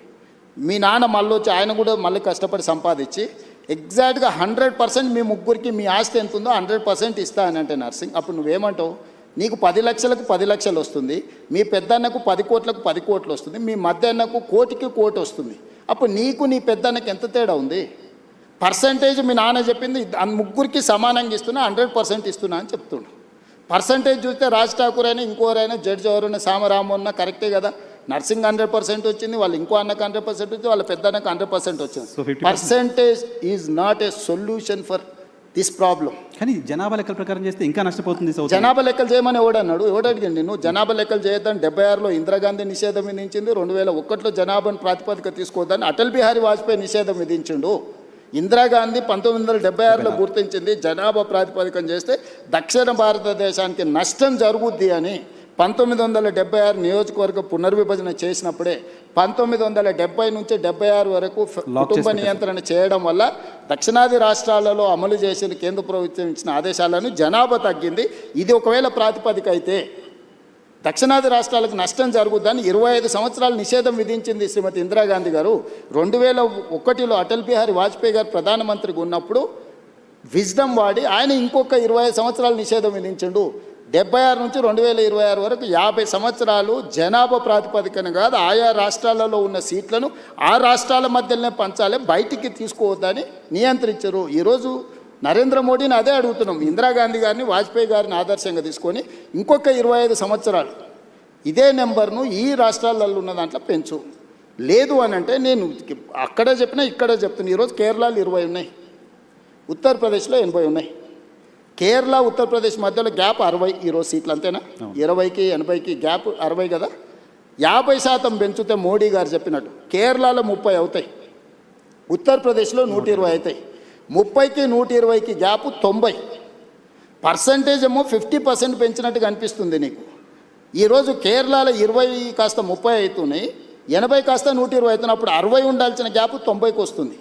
ఈ విధంగా 850 సీట్లు చేస్తే దక్షిణాది రాష్ట్రాలు 200 లోపలికి పరిమితం అవుతాయి, ఉత్తరాది రాష్ట్రాలు 650 అవుతాయి. మ్యాజిక్ నెంబర్ 425 అనుకుంటే ఉత్తరాది రాష్ట్రాలతోనే ప్రభుత్వం ఏర్పడుతుంది. ఇక దక్షిణాది రాష్ట్రం ద్వితీయ శ్రేణి పౌరులుగా మారిపోయి పన్నులు కట్టాలి, ఢిల్లీకి వెళ్ళి సలాంలు కొట్టాలి. సో ప్రస్తుతానికి ఆపగలిగారు మీరు చెప్పిన ఖచ్చితంగా ఆ ఫార్ములా వర్కౌట్ అవ్వదు. అందుకే నేనేమన్నా అంటే సుప్రీంకోర్టు టైమ్ అండ్ అగైన్ కొన్ని జడ్జిమెంట్లు ఇచ్చింది, ఎడ్యుకేషన్లో ఇచ్చింది కదా, 50% డిజబిలిటీ 50% మెరిట్ అన్నారు. అంటే ఎనీ రిజర్వేషన్ ఈజ్ 50% దాటొద్దు, 50% మెరిట్కి ఇవ్వండి, 50% రిజర్వేషన్లు ఇవ్వన్నారు. ఉద్యోగాలలో సేమ్ చెప్పారు, విద్యలో సేమ్ చెప్పారు. లోకల్ బాడీస్లో మేము బీసీలకు 42% మొత్తం 69% పెంచుతామంటే సుప్రీంకోర్టు కొట్టేసి మీరు ఏ రిజర్వేషన్లు ఇచ్చినా 50% ఇవ్వండి, మిగతా 50% ఓపెన్ కేటగిరీ పెట్టమన్నారు. నేను అందుకే నరేంద్ర మోడీ గారికి సింపుల్ ఫార్ములా చెప్పిన, పర్ఫార్మింగ్ స్టేట్స్కి 50% ఇవ్వు, పాపులేషన్ బేసిస్ మీద నువ్వు ఏదైతే అంటున్నావు 50% తీసుకో. సో మేము పర్ఫామ్ చేసినాము, మేము కుటుంబ నియంత్రణ పాటించినాము, మేము ఆర్థికంగా ఈ దేశానికి ఈ ఉన్న దక్షిణాది రాష్ట్రాల్లో 40% దేశ ఎకానమీలో మనం కాంట్రిబ్యూట్ చేస్తున్నాం. మేము పర్ఫామ్ చేయడం ఎందుకు? మేము కూడా ఉత్తరప్రదేశ్ లాకనో, బీహార్ లాకనో, బెంగాల్ లాకనో పిల్లలను సంతతిని పెంచుకుంటూ వెళ్ళిపోతే ప్రభుత్వము ఇప్పుడు డెవల్యూషన్ కూడా అదే ప్రాతిపదికన ఇస్తుంది. ఇవాళ మనం ₹1 పన్ను కడితే మనకు 42 పైసలు వస్తుంది. బీహార్ ₹1 కడితే పన్ను ₹6.50 పోతుంది, ఉత్తరప్రదేశ్కు ₹3.50 పోతుంది, మధ్యప్రదేశ్కు ₹2.50 పోతుంది. నేను అడుగుతున్న ఈ దేశంలో కష్టపడి సంపాదించే పన్నులు కట్టేటోనేమో నువ్వు శిక్షిస్తావు, దుబారగా తిరిగేటోడు, గాలికి తిరిగేటోడు, ఏ పని చేయనోడు, ఎందుకు గొరగానోనికి నువ్వు అడ్డగోలుగా డబ్బులు ఇచ్చుకుంటూ పోతున్నావు. ఎన్ని రోజులు భరించాలి? ఆంధ్ర తెలంగాణ పంచాయతీ ఆగిపోయింది కాబట్టి మనం పొలిటికల్ సప్రెషన్ ఇది చివరికి రాజకీయ వివక్షగా మారుతుంది. ఆంధ్రప్రదేశ్ అంటే దక్షిణాది రాష్ట్రాల 200 సీట్లతోని పని లేకుండానే ఈరోజు 131 ఉన్నాయి, 50% పెరిగితే 196 అవుతాయి. 850లో దక్షిణాది రాష్ట్రాలన్నీ కలిసి కేరళ, తమిళనాడు, తెలంగాణ, ఆంధ్రప్రదేశ్, కర్ణాటక, పాండిచ్చేరి అందరం కలిస్తే కూడా 196 అవుతున్నాం. 850లో 190, 200 తీసేస్తే వాడికి 450 అక్కడనే వచ్చేస్తున్నాయి. తెలంగాణ అంటే ఈ దక్షిణాది దేశ రాష్ట్రాల నుంచి సింగిల్ కంట్రిబ్యూషన్ కూడా అవసరం లేకుండా ప్రభుత్వం వస్తే మంత్రి కాదు కదా, చెప్పరాసిన ఒకరు కూడా ఇయ్యాడు. రైట్ సార్, ఒక 2 క్విక్ క్వశ్చన్స్ ఉన్నాయి, టైం కూడా అయిపోతుంది, మీ టైం చాలా తీసుకున్నాను నేను. సో మహిళలపైన దాడులకు సంబంధించిన అంశంలో తెలంగాణ ప్రభుత్వం పైన చాలా విమర్శలు చేస్తున్నారు. మహిళలపైన దాడులు అరికట్టడంలో ఫెయిల్ అయింది, గతంలో షీ టీమ్స్ ఉండే ఇంకేదో చేశాము, ఇప్పుడు అది ప్రాపర్గా లేదు అనే విమర్శ వస్తుంది. రీసెంట్గా కేంద్ర మంత్రి బండి సంజయ్ గారి కుమారుడికి సంబంధించిన అంశం ఒకటి ఉంది, దానిలో ప్రభుత్వం ప్రాపర్గా యాక్ట్ చేయలేదు లాంటి ఒక విమర్శలు మీ ప్రభుత్వం ఫేస్ చేస్తుంది. అంటే నేను అనేది మహిళల దాంట్లో నువ్వు పాత కేసులు ఇప్పుడు క్రైమ్ చూడు, మేము నియంత్రించింది చూడు, గతంలో జరిగిన బ్రూటల్ రేప్స్ కానీ టీఆర్ఎస్ లీడర్లే ఇన్వాల్వ్ అయ్యి మహిళల మీద చేసిన దాడులు కానీ అన్నీ లెక్క తీసుకో. ఎస్, నువ్వు అన్నది బండి సంజయ్ గారి వివాదం జరుగుతుంది. మొట్టమొదట 8th రోజు 8వ తారీఖు రోజు రాత్రి 7:30 గంటల 8 గంటల ప్రాంతంలో వాళ్ళ మదర్ పేట్ బషీరాబాద్ పోలీస్ స్టేషన్కి వచ్చి ఒక ఫిర్యాదు చేసింది, మా అమ్మాయి మీద లైంగిక దాడి జరిగింది, మీరు ఫిర్యాదు చేయండి అని. వితిన్ ఏ అవర్ మేము ఫోక్సో కేసులు కట్టి తల్లి ఇచ్చిన స్టేట్మెంట్ మీద రికార్డ్ చేసినాం. ఒక కంప్లైంట్ వచ్చినాక 24 గంటల లోపల ఆ అమ్మాయి బాధితురాలు స్టేట్మెంట్ తీసుకోవాలి. ఇక్కడ ఆ అమ్మాయి మైనర్ అనేది ఎవరు ప్రూవ్ చేయాలా? ఇమ్మీడియట్గా అమ్మాయితోనే వెళ్ళి స్టేట్మెంట్ తీసుకొని సెక్షన్స్ ఆల్టర్స్ చేసినాం. 10th రోజు ప్రధానమంత్రి ఇక్కడికి వచ్చింది. మేము ఎక్కడికి వెళ్ళాలి? ప్రధానమంత్రికి 9-10 తారీఖు 10,000 మంది పోలీసులతో రక్షణ కల్పించాల్సి వచ్చింది. ప్రధానమంత్రి గారు ఒక్క ప్రోగ్రామ్ అటెండ్ కావాలి, 6 ప్రోగ్రాంలు అటెండ్ అయ్యారు. హైటెక్ సిటీ కావచ్చు, సింధు హాస్పిటల్ కావచ్చు, పవన్ కళ్యాణ్ కావచ్చు, చంద్రబాబు నాయుడు గారు కావచ్చు, బేగంపేట కావచ్చు, పరేడ్ గ్రౌండ్లో పబ్లిక్ మీటింగ్. వేలాది మంది కార్యకర్తలు వచ్చినప్పుడు సిస్టమ్ మొత్తము 4 days కంటిన్యూస్గా 10,000 పోలీసు ఈ మొత్తం కమిషనరేట్లలో అందరూ అక్కడనే డిప్లాయ్ చేయాల్సి వచ్చింది. Prime minister security. చిన్న మిస్టేక్ జరిగితే ఏం జరుగుతుందో నీకు తెలియదేముంది.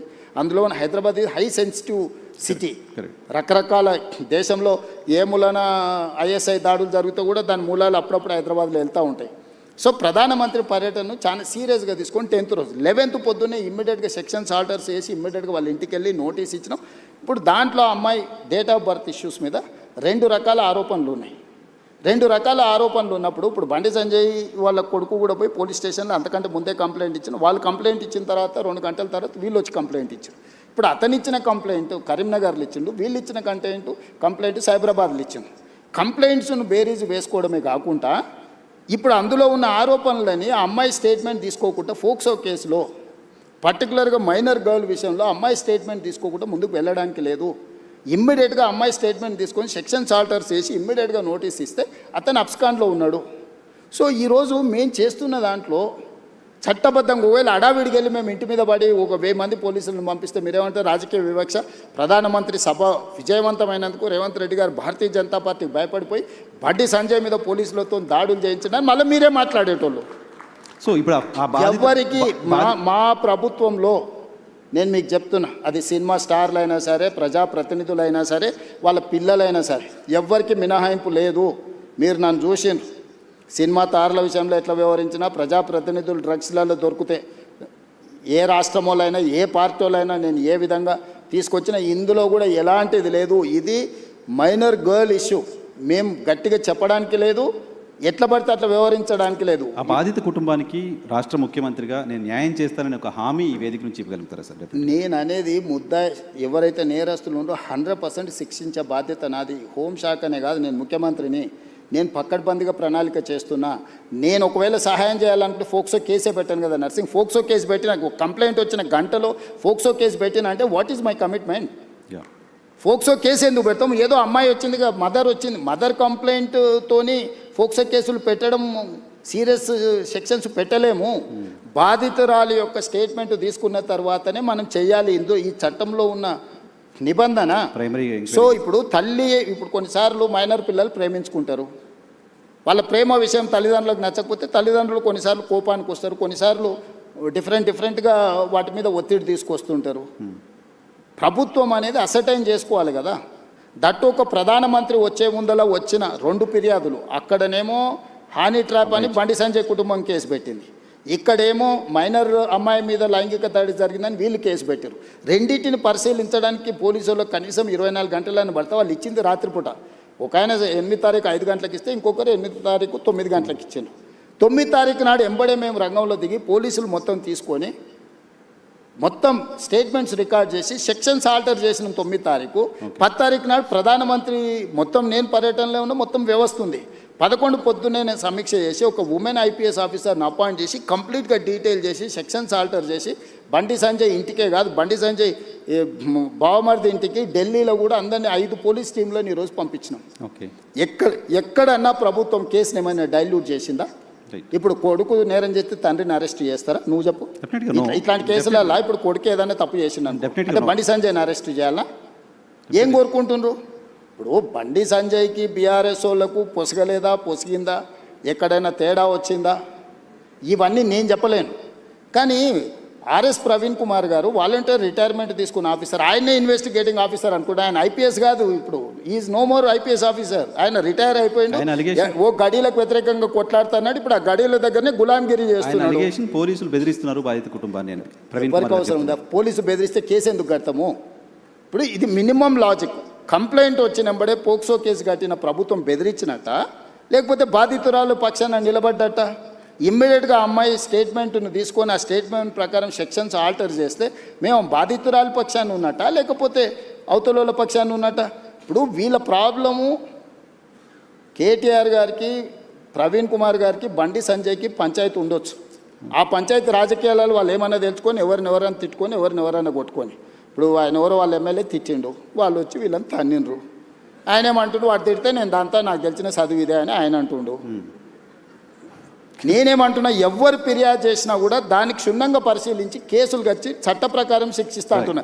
ఇన్ని రోజులు బీఆర్ఎస్ వాళ్ళు ఏమన్నారు, మన బీజేపీ వాళ్ళు ఏమన్నారు, రేవంత్ రెడ్డి కేటీఆర్ను కేసీఆర్ను జైల్లో పెడతలేడు, వీళ్ళిద్దరు కుమ్ముక్కైనరు అన్నారు. ఇప్పుడు బీఆర్ఎస్ వాళ్ళు ఏమంటున్నారు, రేవంత్ రెడ్డి బీజేపీ వాళ్ళు కుమ్ముక్కైనరు, బండి సంజయ్ని జైల్లో పెడతలేడు. ఇప్పుడు కేటీఆర్కి సంబంధించిన కేసులు ఉంటే పద్ధతి ప్రకారం విచారణ ఛార్జ్షీట్లు క్లెయిమ్ చేసినాం. ఏసీబీ ఇప్పుడు నోటీస్ ఇచ్చింది కదా.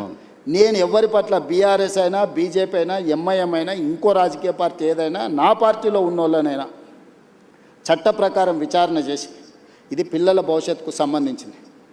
వైఎన్ఆర్ నేను క్లియర్గా చెప్తాను, ఇది పిల్లలకు భవిష్యత్తుకు సంబంధించింది. ఏ చిన్న మిస్టేక్ విచారణలో ప్రభుత్వం చేసినా ఆ పిల్లల జీవితాలు పూర్తిగా దెబ్బతింటాయి. అది అమ్మాయి కావచ్చు, అబ్బాయి కావచ్చు. ఇప్పుడు ఆ అమ్మాయికి సంబంధించి 2 డేట్ ఆఫ్ బర్త్లు, 2 సర్టిఫికెట్లు ఉన్నాయని వాళ్ళకు ఫిర్యాదు చేశారు. నేను అసర్టైన్ చేసుకోవాలి కదా. ఇప్పుడు ఆ స్కూల్కి వెళ్ళాలన్నా, 10th క్లాస్ సర్టిఫికేట్ తీసుకోవాలన్నా, ఆ అమ్మాయి ఏ హాస్పిటల్లో జన్మించిందో హాస్పిటల్ నుంచి బర్త్ సర్టిఫికేట్ తీసుకోవాలన్నా, ఆ అమ్మాయికి సంబంధించిన ఆధార్ కార్డు తీసుకోవాలన్నా, ఈ 3 రకాల సర్టిఫికెట్లు సేకరించాలంటే పోలీసులకు కనీసం 24 గంటలు పట్టదా? ఆ అమ్మాయి చదువుకున్న స్కూల్ ఎక్కడుందో ఫస్ట్ మేము కనుక్కోవాలన్నా, ఆ అమ్మాయి ఆధార్ కార్డు ఎక్కడుందో తీసుకోవాలన్నా, ఆ అమ్మాయి ఏ హాస్పిటల్లో జన్మించిందో వివరాలు సేకరించాలన్నా, ఇవన్నీ తీసుకోకుండా నేను ఎట్లా ఒకవేళ కేసు కట్టిన అనుకో, రేపు ఒకవేళ ఇప్పుడు వాళ్ళు చెప్తున్నాడు వాళ్ళ దగ్గర ఏదైనా ఆధారం ఉందనుకో, అమ్మాయి మేజర్ అని, నువ్వేమంటావు? బండి సంజయ్ మీద పడక వాళ్ళ పిల్లగాని మీద రేవంత్ రెడ్డి రాజకీయంగా ఎదుర్కోలేక పిల్లగాన్ని అడ్డం పెట్టుకొని రాజకీయాలు చేస్తుండు. ఇప్పుడు ఒక రోజు లేట్ కావచ్చు ఆధారాలు సేకరించడం, శిక్ష నుంచి ఎవరు తప్పించుకోలేరు. ఆలస్యం కూడా వివరాలు సేకరించడానికి ఇది ఆలస్యం అని కూడా నేను అనట్లేదు. మేము ఇమ్మీడియట్గా నోటీస్ ఇచ్చినాం, ఇంటికి గోడ కతికిచ్చినాం, పోలీస్ టీంలను పంపించినాం, ఢిల్లీకి పంపించినాం. మేము అన్ని రకాల ప్రయత్నాలు చేస్తాం. మేము హార్ష్గా బిహేవ్ చేయలేము. నేను హార్ష్గా కేసీఆర్, నన్ను జైల్లో పెట్టిన కేసీఆర్ కుటుంబం పట్ల ఎప్పుడైనా హార్ష్గా వ్యవహరించిన? 28 నెలలు అయింది. నువ్వు ఎట్లా ఎక్స్పెక్ట్ చేస్తున్నావు? కేటీఆర్కు బండి సంజయ్ మీద కోపం ఉండొచ్చు, అదే పార్టీలో వాళ్ళకి ఎవరైనా మిత్రులు ఉండొచ్చు, బీజేపీలో. కవిత గారే ఏం చెప్పిండ్రు? బీజేపీలో విలీనం చేయడానికి హరీష్ కేటీఆర్ నా దగ్గర జైలు ప్రతిపాదన తెస్తే నేను తిట్టేలా కొట్టి నేను చెప్పిందా? అట్లా కాదు. అంటే విలీనం చేయాలన్నప్పుడు మరి బండి సంజయ్ ఏమైనా వ్యతిరేకించిండా వీళ్ళను? మీ పగ ఏంది బండి సంజయ్ మీద? మీరు ఏమన్నా కొట్లాడుకోండా? నేను ప్రభుత్వాన్ని నడుపుతున్నా, నేను సత్రం నడుపుతలేను. నేను ప్రభుత్వం నడిపేటప్పుడు బాధ్యతాయుతంగా వ్యవహరిస్తాను. నేను బండి సంజయ్కు మినహాయింపు లేదు, ఎవ్వరికి మినహాయింపు లేదు. ఇది పిల్లలకు సంబంధించిన విషయము. దీన్ని జాగ్రత్తగా వ్యవహరిస్తున్నాం, మేము ఆచితూచి వ్యవహరిస్తున్నాము. ఏ ముద్దాయి కూడా తప్పించుకోడు. నేను బాధిత కుటుంబానికి అష్యూర్ చేస్తున్నా, 100% ఈ ప్రభుత్వం బాధితులకు అండగా నిలబడుతుంది. తప్పు చేసిన వాళ్ళను తప్పకుండా శిక్షిస్తుంది. ఇందులో మీకు ఒక విషయము, డిసెంబర్ 31, 2025 కంటే ముందు జరిగిన సంఘటనలే ఫిర్యాదులు ఉన్నాయి. జనవరి 1, 2026 నుంచి ఇక్కడి వరకు ఫిర్యాదుల సంఘటనలు లేవు. 4-5 నెలల క్రితం జరిగిన సంఘటనల మీద ఫిర్యాదు వచ్చినప్పుడు 4-5 నెలల కింద ఎక్కడెక్కడ సంఘటనలు జరిగిన వివరాలు సేకరించడం కొంత సమయం పట్టదా? ఇప్పుడు నిన్న జరిగిందో మొన్న జరిగిందో, నిన్న మేము ఎక్కడో వెళ్తే మా మీద ఇట్లా దాడి జరిగిందంటే ఆ విచారణ వేరు. December 31 నైట్ ఇక్కడ సంఘటన జరిగింది, October so and so date నాడు ఇక్కడ సంఘటన జరిగింది, ఆగస్టులో so and so డేట్ నాడు ఈ సంఘటన ఇట్లా కొన్ని వాళ్ళు కోట్ చేస్తున్నారు. 4 నెలల వెనక్కి వెళ్ళి జరిగిన సంఘటనలని సేకరించాలంటే మేము టెక్నాలజీని వాడాలి. టెలిఫోన్ టవర్స్, అమ్మాయి అబ్బాయి టవర్స్ ఒక దగ్గర ఉన్నాయా లేవా సిగ్నల్స్, లేకపోతే ఎక్కడైతే వెళ్ళిందో అక్కడ ఏమైనా సీసీ కెమెరాలు ఉన్నాయా, అక్కడ ఏమైనా ఫుటేజ్ ఉందా? పోలీస్ విచారణ అంతా ఓకే. అరే మరి అంటే మీరు సింపుల్గా ఎందుకు అర్జెంటుగా తీసుకొచ్చేసి కోదండం ఎక్కించి కొడతలేరు, సంజయ్ కొడుకుని ఊరేస్తలేరు? ఈ అంటే ఏమంటారు, ఇది ఇది ఎట్లా ఆన్సర్ చేయాలి? నేను దాని గురించి ఎక్కువ డిస్కషన్. ఒకటి జనరల్గా ఆన్సర్ చేయాల్సింది ఏంటంటే, భారత హోంశాఖ మంత్రి కొడుకు కేసు అయిన తర్వాత పారిపోవడం ఏంటి? అది చాలా తప్పు. అది బండి సంజయ్ గారు నైతిక బాధ్యత తీసుకొని కొడుకుని ఎంబడే విచారణకు పంపించాలి. నేను కూడా సూచన చేస్తున్న ప్రజాప్రతినిధిగా ధైర్యంగా ఎదుర్కోవాలి. పారిపోతే పరిష్కారం కాదు కదా. నేను బండి సంజయ్కి సూచన చేస్తున్నా. బండి సంజయ్ కూడా కష్టపడి కింది నుంచి కార్యకర్త నుంచి అక్కడికి వచ్చిండు. కొడుకు తప్పిదం వల్ల ఆయనకు తలవంపులు వచ్చినాయి. కానీ నిలబడి తప్పైనా ఒప్పైనా నిలబడి జవాబు చెప్పాల్సిన బాధ్యత ప్రజాప్రతినిధిగా బండి సంజయ్ మీద ఉంది. దాని నుంచి ఆ బాధ్యత నుంచి బండి సంజయ్ తప్పించుకోలేడు. నేను ఈ వేదిక మీద నుంచి బండి సంజయ్ గారికి సూచన చేస్తున్నా, తక్షణమే నీ కొడుకుని తీసుకొచ్చి పోలీస్ స్టేషన్లో నువ్వే అప్పచెప్పు. దానివల్ల నీ గౌరవం పెరుగుతుంది సమాజంలో.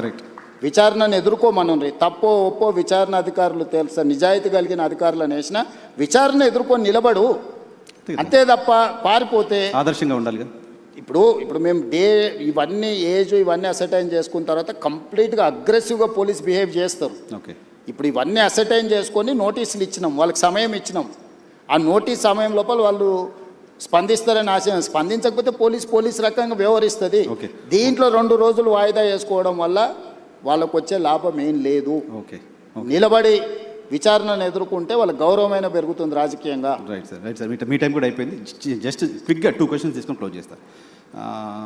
క్వశ్చన్ ఏంటంటే, మోదీ గారు మొన్న హైదరాబాద్కి వచ్చినప్పుడు హంసే జుడ్జావ్ అన్నారు మిమ్మల్ని. దానికి మీరు డైరెక్ట్గా ఆన్సర్ చెప్పకుండా చిట్ చాట్లో ఏదో చెప్పి వదిలేశారు. ఇక్కడ ఆన్ రికార్డ్ కెమెరాలు ఏం చెప్పారు ఆయన? కలిసి నడవమంటే దాని అర్థం ఏంటి? మేము మాట్లాడుకున్నదే మీరు అధికారిక పొలిటీషియన్ మాత్రమే కాదు, కార్యక్రమం. Political No, no, no, analyst no, కూడా కదా. nothing. మీకు ఎలా అనిపించింది? అధికారిక కార్యక్రమంలో ఒక రాష్ట్ర ప్రభుత్వం, కేంద్ర ప్రభుత్వం అధికారిక కార్యక్రమంలో ప్రధానమంత్రిగా వారు, ముఖ్యమంత్రిగా నేను అందులో పాల్గొన్నాను. మొదట నేను మాట్లాడినప్పుడు నేను వారికి రాష్ట్రంలో ఉన్న పరిస్థితులు, ప్రధానమంత్రి మన్మోహన్ సింగ్ గారు ఉన్నప్పుడు ఆయన గుజరాత్ ముఖ్యమంత్రి, వారి సహకారం వల్ల 10 సంవత్సరాలలో గుజరాత్ మోడల్ అని తయారు చేసి దేశానికి ఒక గొప్ప విధానాన్ని అందించినామని వాళ్ళు చెప్పుకుంటున్నారు. మరి మన్మోహన్ సింగ్ గారు అంత మెగ్నానిమిటీ చూపిస్తే నువ్వు గుజరాత్ మోడల్ తయారు చేయగలిగినావు కదా ముఖ్యమంత్రిగా. ఈరోజు మీరు మోడీ గారు ప్రధానమంత్రిగా ఉన్నారు, మా తెలంగాణ ప్రజలు నా నుంచి కూడా తెలంగాణ మోడల్ ఎక్స్పెక్ట్ చేస్తున్నారు. ఆనాడు మోడీ గారు మీకు అందించిన సహకారం ఈనాడు మోడీ గారు రేవంత్ రెడ్డికి అందించాలి. దాంతో ఈ దేశ ఆర్థిక వ్యవస్థలో 10% మేము కాంట్రిబ్యూట్ చేస్తాం, నీ సహకారం మాకు కావాలి స్పష్టంగా నేను చెప్పిన. అప్పుడు ఆయన వికసిత్ భారత్ గురించి చెప్పి ముజే జోజా నువ్వు ఏదైతే అంటే ఆ రోజుల్లో ఇచ్చినట్టు ఇస్తే నీకు సగమే వస్తాయి అన్నాడు. ఆ రోజున్న రూపాయి మారకం విలువ ఈ రోజు ఇప్పుడే టీవీలో చూసిన 97 రూపాయలు అయినట్టుంది డాలర్. ఆ రోజు ఎంత ఉంది? 45 రూపాయలు 50 రూపాయలు ఉంది. సో ఈ కంపారిజన్ ఆర్థిక వ్యవస్థ బడ్జెట్ విన్నాం సార్ మేము. కానీ ఆయన రేవంతాజీ అని పాజ్ ఇచ్చి పర్టికులర్గా మాట్లాడాడు. అది అంటే రాష్ట్ర ప్రభుత్వం గత 10 సంవత్సరాలు కేసీఆర్ గారు ఏ రోజు కూడా సహకరించలేదు, సహకారం తీసుకోలేదు, కేంద్ర ప్రభుత్వంతో కలిసి రాలేదు, మాకు అనుమతులు అడగలేదు, మమ్మల్ని నిధులు అడగలేదు. జస్ట్ అప్కే ప్యార్ రహేతో బస్ హై ప్యార్ మే మై మర్ జాऊंगा అని చెప్పి మెదక్లో ఒకసారి అన్నాడు. ఆయన ప్రేమ అడిగిండు, నువ్వు మాత్రం నిధులు అడుగుతున్నావు, నిధులు అడగాలంటే మాతో కలిసి ఉండాలన్నాడు. నేను కూడా కలిసి ఉంటా, కలిసి పనిచేద్దాం. వికసిత్ భారత్ నీకుంది, తెలంగాణ రైజింగ్ నాకుంది, ఈ రెండు కలిస్తేనే ఈ దేశం, రాష్ట్రాల అభివృద్ధి జరగకుండా దేశం అభివృద్ధి జరగదని నేను చెప్పిన, ఆయన కూడా అదే ఆమోదించను. మా మధ్యలో 2 ప్రభుత్వాల యొక్క సహకారము, పాలసీ పెరాలసిస్ లేకుండా పాలసీ ఎక్స్చేంజ్ చేసుకోవడానికి అవసరమైన ప్రణాళికలు మాట్లాడుకున్నాము. మోడీ గారికి నా కమిట్మెంట్ తెలుసు పాలిటిక్స్లో, ప్లస్ నేను నడుపుతున్న ప్రభుత్వం విధానం కూడా ఆయనకు తెలుసు. కాబట్టి రాజకీయాలకు తావులేదు. ఆయన ఒకవేళ అక్కడ మాట్లాడినుంటే, పరేడ్ గ్రౌండ్లో ఇదే మాట్లాడినుంటే పార్టీ మీటింగ్ కాబట్టి చెప్పేటోని. మేము కలిసి పాడుకున్నదే ప్రభుత్వ అధికారిక కార్యక్రమం, మైకుల ముందలే ఇద్దరం మాట్లాడుకున్నాం. దీంట్లో ఒకవేళ నువ్వు అనుకున్నది ఉంటే తెర వెనుక కూడా మాట్లాడుకోవచ్చు కదా నర్సింగ్. అవును. కాబట్టి ఆయన తెలంగాణ రాష్ట్రానికి ఎవరైనా ఇబ్బంది పెట్టడం కోసం బహుశా మిమ్మల్ని అలా ఇన్విటేషన్ ఇచ్చారు. అందరు ఎదురుగానే మాట్లాడిండు, ఇది అందరు బహిరంగంగా జరిగిందే. ఆయన ఓపెన్ ప్రపోజల్ కలిసి రమ్మని తెలంగాణ ప్రభుత్వానికి ఇచ్చిండు, కేంద్ర ప్రభుత్వంతో కలిసి రమ్మని. కేంద్ర ప్రభుత్వం మీరు అది ఫార్మల్గా చెప్పండి. మీరు పొలిటీషియన్ కంటే కూడా పొలిటికల్ అనలిస్ట్గా చాలా బాగా పాలిటిక్స్ అనలైజ్ చేస్తారు, నాకు తెలుసు. ముఖ్యమంత్రిని ప్రధానమంత్రి పాజ్ ఇచ్చి టీచ్ చేస్తున్నట్టుగా మాట్లాడితే దాన్ని రకరకాలుగా అనుకుంటే మంచిదే కదా. నాకు డిమాండ్ ఉందని నీకన్నా అర్థమైంది కదా. పోనీ రేవంత్ రెడ్డికి డిమాండ్ లేదు, అవుట్డేటెడ్ కాదు, రేవంత్ రెడ్డికి డిమాండ్ ఉంది అనేది అర్థమైంది కదా. డిమాండ్ అండ్ సప్లై కదా మార్కెట్ అంతా. సో రేవంత్ రెడ్డికి ఈ దేశంలో డిమాండ్ ఉంది, అది తెలంగాణ ప్రజలకు గౌరవము. నేను తెలంగాణ ప్రజల కోసమే పనిచేస్తా, నాయకుడు రాహుల్ గాంధీ గారి సూచనల మేరకే పనిచేస్తా. నాకు గొప్ప అవకాశం అనుకుంటున్నా సోనియా గాంధీ గారితో కలిసి పనిచేయడం. సోనియా గాంధీ గారు లేకపోతే ఇంకా 1000 సంవత్సరాలైనా తెలంగాణ రాష్ట్రం అనేది నిజం కళ కాకపోయిండే. సోనియా గాంధీ గారు తెలంగాణ ఇచ్చిండ్రు కాబట్టి ఆ కృతజ్ఞతతోనైనా ఈ తెలంగాణ సమాజం తరఫున సోనియా గాంధీ గారితో కలిసి పనిచేయాలనేది నా భావన. నేను 2017లో కాంగ్రెస్లో చేరినప్పుడు రాష్ట్రంలో అధికారంలో లేదు, కేంద్రంలో అధికారంలో లేదు, కనుచూపు మేరలో వస్తుందన్న ఆశ కూడా లేదు ఆ రోజు. టీడీపీలో చేరినప్పుడు కూడా టీడీపీ అధికారంలో లేదు. సో నేను ఏ రోజు కూడా ఒక రోజు పార్టీ 2007లో నేను చంద్రబాబు నాయుడు గారితో చేరినప్పుడు రాజశేఖర రెడ్డి గారు ఎంత బలమైన నాయకుడు, ప్రభుత్వం ఎంత బలంగా ఉండేనో తెలుసు రాష్ట్రంలో, కేంద్రంలో. 2017లో నేను కాంగ్రెస్లోకి పోయినప్పుడు ఇక్కడ చంద్రబాబు నాయుడు గారు, అక్కడ మోడీ గారు అధికారంలో ఉన్నారు, ఎంత బలంగా ఉండేనో నీకు తెలుసు. అయినా నేను పోయి కాంగ్రెస్ పార్టీలో చేరిన. సో నేను నా మనసుకు నచ్చినట్టుగానే చేస్తా. నేను అవకాశాల కోసం అవకాశవాదిగా నేను వ్యవహరించను. నేను పార్టీ మారిన ప్రజలు నన్ను ఎందుకు ఆమోదించను, కాంగ్రెస్ పార్టీ కార్యకర్తలు నన్ను ఎందుకు హక్కున చేర్చుకున్నారంటే నేను నిబద్ధతతోని చేరిన అనేది వాళ్ళు విశ్వసించారు కాబట్టి.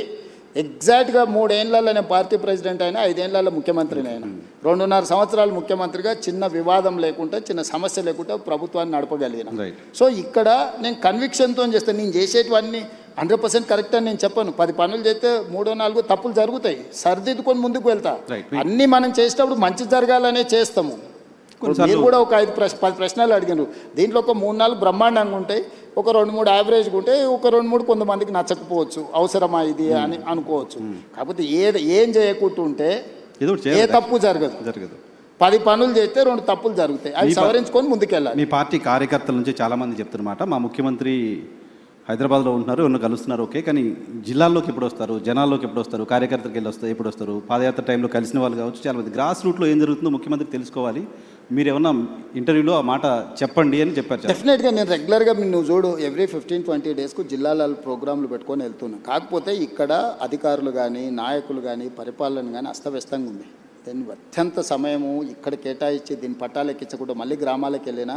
ఒకప్పుడు నేను సమస్యల్ని లేవనెత్తడానికి గ్రామాలకు వెళ్ళినా, ఇప్పుడు సమస్యలను పరిష్కరించడానికి వెళ్ళాలి. పరిష్కరించాలా అంటే నాకు నిధులు ఉండాలి. నేను గ్రామానికి వెళ్తే రోడ్డు లేదు, స్కూల్ లేదు, లేకపోతే తాగునీరు లేదు అడిగితే నేను నిధులు అక్కడికక్కడ ఇవ్వాలి. లేకపోతే ఆ జిల్లాలో పెండింగ్ ప్రాజెక్టులను పూర్తి చేయాలి. ఇప్పుడు ఆదిలాబాద్ పోయినా తుమ్మిడేటి ప్రాజెక్ట్ ఉంది, దాన్ని కట్టాలన్నా దాని అనుమతులు తీసుకురావాలన్నా నేను చాలా పని చేయాలి, శ్రమ చేయాల్సి ఉంటుంది. ఇట్లనే ప్రతి నా సొంత జిల్లాల పాలమూరులో అది కల్వకుర్తి కావచ్చు, భీమా కావచ్చు, నెట్టంపాడు కావచ్చు, కోయిల్సాగర్ కావచ్చు, పాలమూరు రంగారెడ్డి కావచ్చు, అన్ని ప్రాజెక్టులు 60-70 ఏళ్ళ నుంచి ఇంకా ఏదో అసంపూర్తితోనే ఉన్నాయి. వీటిని చేయాలంటే ఇప్పుడు నాకు భూసేకరణ కోసమే నిన్నమని ఎన్ని కావాలంటే ఒక 1500 కోట్లు కావాలన్నారు. 1500 కోట్లు ఒక మహబూబ్నగర్లో సాగునీటి ప్రాజెక్టుల భూసేకరణకే కావాలంటే నేను నిధుల సమీకరణ మీద నేను సమయం కేటాయిస్తున్నా. ఇప్పుడు నేను కలవడానికంటే కూడా కలిసినప్పుడు నా దృష్టికి తెచ్చిన సమస్యల్ని పరిష్కరించడం అత్యంత కీలకము. ప్రజలు అది కోరుకుంటున్నారు నా నుంచి. కార్యకర్తలు ఏంటంటే నాతో ఉన్న ఇంటిమసో లేకపోతే నాతో ఉన్న పరిచయమో ఒకసారి కలవాలని. అందుకే నేను మ్యాక్సిమం నా ఇంటికాడ ఎవరు వచ్చినా నేను కలుస్తాను. నా దగ్గర ఏం పెద్ద బ్యారికేడ్స్ ఉండవు, ఇవన్నీ ఏం వ్యవస్థ ఉండదు. నేను ఏ ఇంట్లో ఉన్నానో అదే ఇంట్లో ఉన్నా, జడ్పీటీసీ ఉన్నప్పుడు ఏ ఇంట్లో ఉన్నానో ముఖ్యమంత్రి అదే ఇంట్లో ఉంటున్నా. అదే విధంగా వచ్చిన వాళ్ళల్లో టీ తాగుతారు, నాతో 5 నిమిషాలు మాట్లాడతారు, పోతారు. సరే వాళ్ళు అడిగిన వాళ్ళు ఇప్పుడు నా దగ్గర పదవి ఇచ్చే అవకాశం ఉంది కాబట్టి పదవులు అడిగితే నేను ఇవ్వలేకపోవచ్చు. ఎందుకంటే ఉన్నాయి లిమిటెడ్, పోటీ ఎక్కువ ఉంటుంది. కాంగ్రెస్ అంటే మరీ ఎక్కువ ఉంటుంది. సో దాంట్లో ఏరి కూరి కొంచెం జాగ్రత్తగా ఇవ్వాల్సి ఉంటుంది. ప్లస్ నేను చాలా క్లోజ్ కాబట్టి చాలా మంది నాకు ఇంత దగ్గర అన్న నేను అడగంగానే ఎంబడే టైప్ కొట్టి సంతకం పెట్టిస్తాడు అనుకుంటారు. అది అసాధ్యం. చాలా మందికి మీతో ఉంది కాబట్టి న్యాచురల్గా 17 ఏళ్ళు నేను అపోజిషన్లో ఉన్నా అంటే వీళ్ళందరితో ఉండబట్టే కదా నేను ఇక్కడికి వచ్చిన. ఎంతమంది పరిచయం ఉంటారు. సో వాళ్ళందరినీ సంతోషపెట్టాలంటే అది చాలా కష్టంతో కూడుకున్న పని. అయినా నా ప్రయత్నం నేను చేస్తున్నాను. ఇప్పటివరకు ఇచ్చిన కార్పొరేషన్లు కానీ, చైర్మన్లు కానీ, ఎమ్మెల్సీలు కానీ, రాజ్యసభలు కానీ నువ్వు తీసుకో. ఇచ్చిన వాళ్ళకు కూడా తెలియదు వాళ్ళకి వచ్చినట్టు. ఓకే, కొంతమంది మన కార్పొరేషన్లు ఇస్తే ఆర్టీసీ బస్ ఎక్కువ వచ్చినారే నాకు చైర్మన్ ఇచ్చిండంట అన్న అని వాళ్ళకు కూడా తెలియదు. ఇప్పుడు బల్మూరు వెంకట్కి ఇచ్చినాం, అద్దంకి దయాకర్కి ఇచ్చినాం, అంటే ఎమ్మెల్సీలు కానీ ఇవన్నీ కానీ. కాంగ్రెస్లో ఎప్పుడైనా యూత్ కాంగ్రెస్ అనిల్ యాదవ్కు రాజ్యసభ ఇచ్చినాం. ఎప్పుడన్నా ఏ పార్టీలో అయినా జరిగిందా?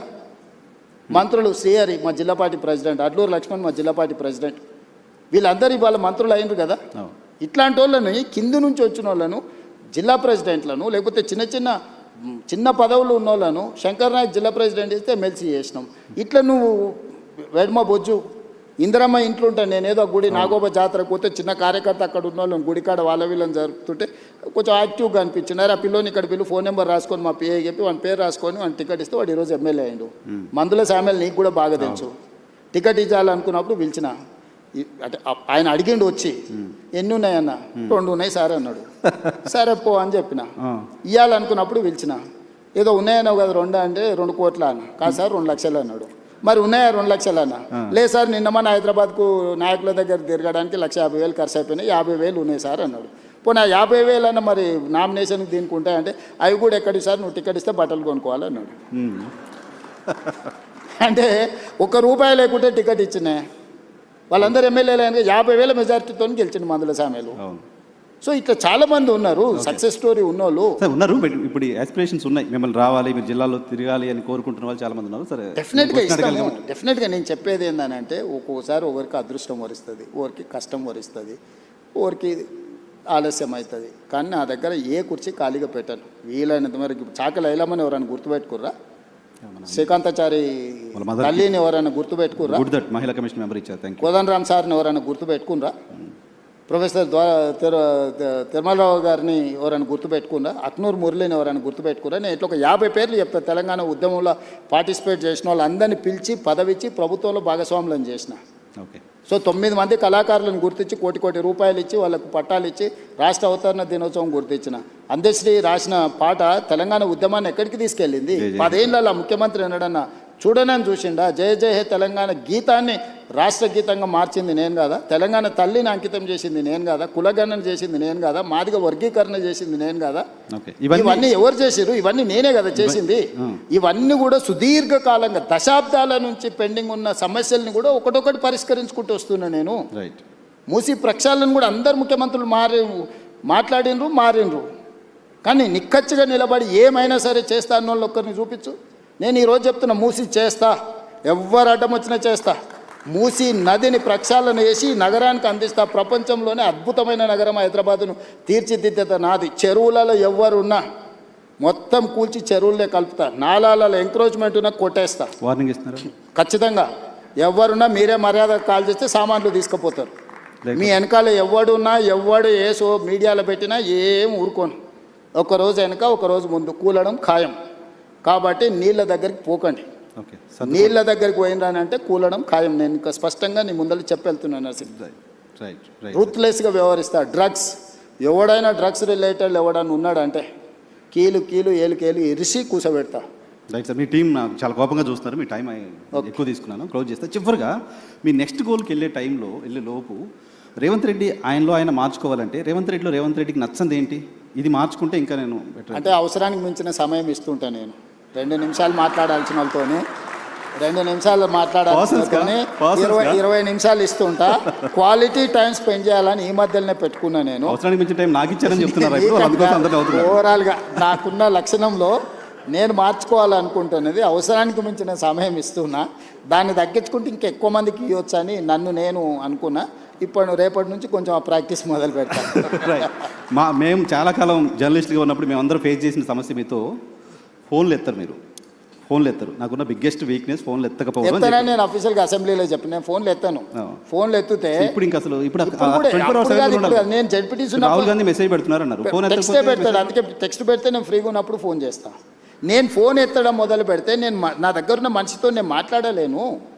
నువ్వు 10 నిమిషాలు టైం తీసుకొని వస్తే 10 నిమిషాలు పక్క రూమ్లోకి పోయి ఫోన్ మాట్లాడింది అనుకో, నువ్వేమనుకుంటావు?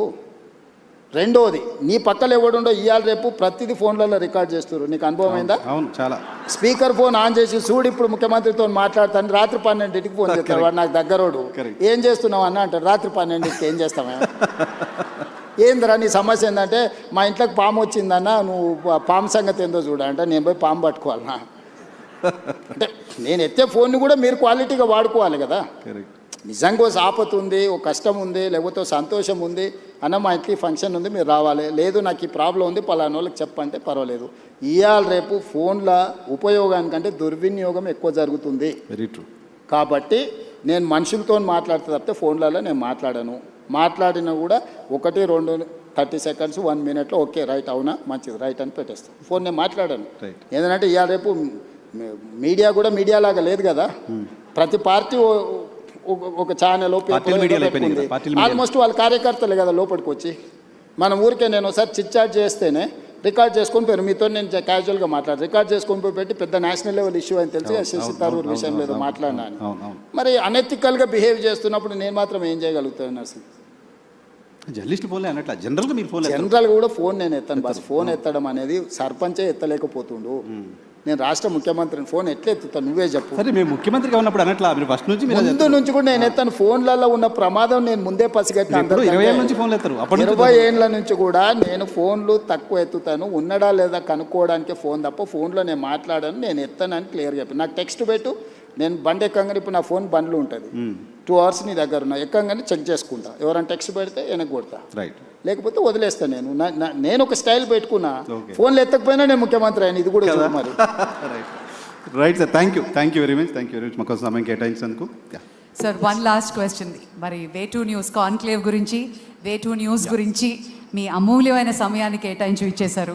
మీ అభిప్రాయాన్ని చెప్పవలసిందిగా రిక్వెస్ట్ చేస్తాను. సమాజంలో వస్తున్న మార్పుకు వే2 న్యూస్ సంకేతం. ఒకప్పుడు ప్రింట్ మీడియా 24 గంటలకు ఉండేది. ఒక వార్త అనేది సంఘటన జరిగితే 24 గంటల తర్వాతనే వార్త కింద మనకు ప్రచురణ జరిగేది ప్రింట్ మీడియా ఉన్నప్పుడు. ఆ తర్వాత ఎలక్ట్రానిక్ మీడియా వచ్చింది, దూరదర్శన్ ఇవన్నీ కూడా. పొద్దుగాల 7 గంటలకు 9 గంటలకు, మధ్యాహ్నం ఒకసారి, రాత్రికి 7 గంటలకు ఒకసారి. సో ప్రతి 5-6 గంటలకు ఒకసారి ఉండేది. అక్కడి నుంచి మార్పు వచ్చినప్పుడు ప్రతి 1 అవర్కి ఒక న్యూస్ వచ్చింది. ఆ తర్వాత స్లోగా తగ్గుకుంటూ వచ్చి 1 మినిట్కి వచ్చింది. ఇప్పుడు ఎవ్రీ సెకండ్ ఒక కొత్త న్యూస్ వస్తుంది. ఆ ఎవ్రీ సెకండ్ న్యూస్ క్రియేటరే వే2 న్యూస్. సో అది సమాజంలో వస్తున్న మార్పు, ప్రజల ఆసక్తి, వీటి అన్నిటినీ క్రోడీకరిస్తే వేటివ్ న్యూస్ మీరు ఇంకా బాగా అభివృద్ధి చెందాలి. కాకపోతే నా సూచన ఒక్కటే, బయాస్డ్గా ఉండకండి, బ్యాలెన్స్డ్గా ఉండండి. ఇష్యూ మీరు ఎప్పుడూ ప్రతిపక్షమే, మీరు అది గుర్తుపెట్టుకోండి. నేను ఎప్పుడు జర్నలిజంని ఎల్లకాలం ప్రతిపక్షంలో ఉండేది ఎవరే అంటే జర్నలిస్టులు, జర్నలిజం అని నేను నమ్ముతా. ఏదో ఒక పక్షం తీసుకున్న రోజు దానికి ఉన్న గౌరవం తగ్గుతుంది. దయచేసి వేటివ్ న్యూస్ కూడా నా సూచన ఒక్కటే, వ్యూస్ పెట్టకండి, న్యూస్ పెట్టండి. లేకపోతే ఇష్యూస్ని మీరు విశ్లేషించండి. దానివల్ల మాకు కూడా ఫీడ్బ్యాక్, కొన్నిసార్లు మాకు కూడా ఫోకస్లు ఉండదు. అంటే నేను ఒకటి అనుకుంటాను ఇట్లా వెళ్తే బాగుంటుందని, కొన్నిసార్లు దాంట్లో ఏదో ఫ్లా ఉంటుంది. ఇలాంటి వాళ్ళు సీనియర్ జర్నలిస్టులు కూర్చొని విశ్లేషించి ఒక ఆర్టికల్ పోస్ట్ చేసిండ్రు అనుకో, మాకు ఐ ఓపెనర్ అవుద్ది. నేను అట్లాంటివి తీసుకోవడానికి నేను పర్సనల్గా ఎప్పుడు వెనక్కి నన్ను పొగడమని నేను ఇన్నేళ్ళలో ఎవరినన్నా ఇంతమంది జర్నలిస్టులు ఎవరైనా నన్ను పొగిడితే ఏమని ఎప్పుడన్నా అడిగినా నేను అడగను. నా నేచరే అది కాదు. మీరు పొగడడం వల్ల కూడా దానివల్ల ప్రమాదమే తప్ప ఈజీగా అర్థమైతే ఎదురుగున్నోనికి ఇది పెట్టుబడిదా లేకపోతే పుట్టుబడిదా అని. సో పెట్టుబడితో వచ్చేటివి మనం పెట్టుకునే సోషల్ మీడియాలు మనల్ని, ఇప్పుడు మనం పెళ్ళికి బ్యాండ్ అదే ఇవాళ రేపు పాటలకు పిలుస్తారు కదా, వాడు మన అడిగిన పాటలే వాడతాడు, మన చెవులకు నచ్చినట్టువే వాడతాడు. సర్వేలు కూడా మన డబ్బులు ఇచ్చి మనకు కావాల్సినట్టు చేయించుకొని మనమే నమ్మి ఆ కాగితాలు పట్టుకొని తిరిగినోడు ఎవరు ఏం కారు. పబ్లిక్ నుంచి ఫీడ్బ్యాక్ తీసుకొని మీరు చెప్పదలుచుకున్నది చెప్పి ప్రభుత్వానికి కూడా ఇందులో ఈ ప్రాబ్లం ఉంది, ఇక్కడ మీరు చేసిన నిర్ణయాలలో లోపం ఉంది, దీన్ని ఇట్లా సవరిస్తే బాగుంటుంది అనే లైన్ ఇచ్చింది అనుకోండి, అది లాంగ్ రన్లో మీరు కూడా సర్వైవ్ అవుతారు, సమాజానికి కూడా మేలు జరుగుద్ది. అప్పుడు ఎవరైనా అరే వేటివ్ న్యూస్లో మా సమస్య ప్రస్తావిస్తే మాకు పరిష్కారం దొరుకుతుందని అనుకుంటారు. సో నా సూచన, యాజమాన్యం ఇక్కడి వరకు సక్సెస్ స్టోరీ ఉన్నది, దీన్ని ఇంకా బాగా రాణించాలి. మీరు జాతీయ స్థాయిలో ఇప్పుడే ఇంగ్లీష్ వెర్షన్ కూడా మీరు ఇచ్చేసిండ్రు, నేషనల్ పాలిటిక్స్లో కూడా మీ రోల్ ఉండాలి, మీ పాత్ర ఉండాలి. రాష్ట్రానికి, దేశానికి గౌరవం తెచ్చే విధంగా మీరు పనిచేయాల్సిందిగా కోరుకుంటూ యాజమాన్యానికి శుభాకాంక్షలు తెలియజేస్తూ సెలవు తీసుకుంటున్నాను. వాల్యుబుల్ సూచనల్ని వేటివ్ న్యూస్ ఫాలో అవుతుంది సార్. Thank you.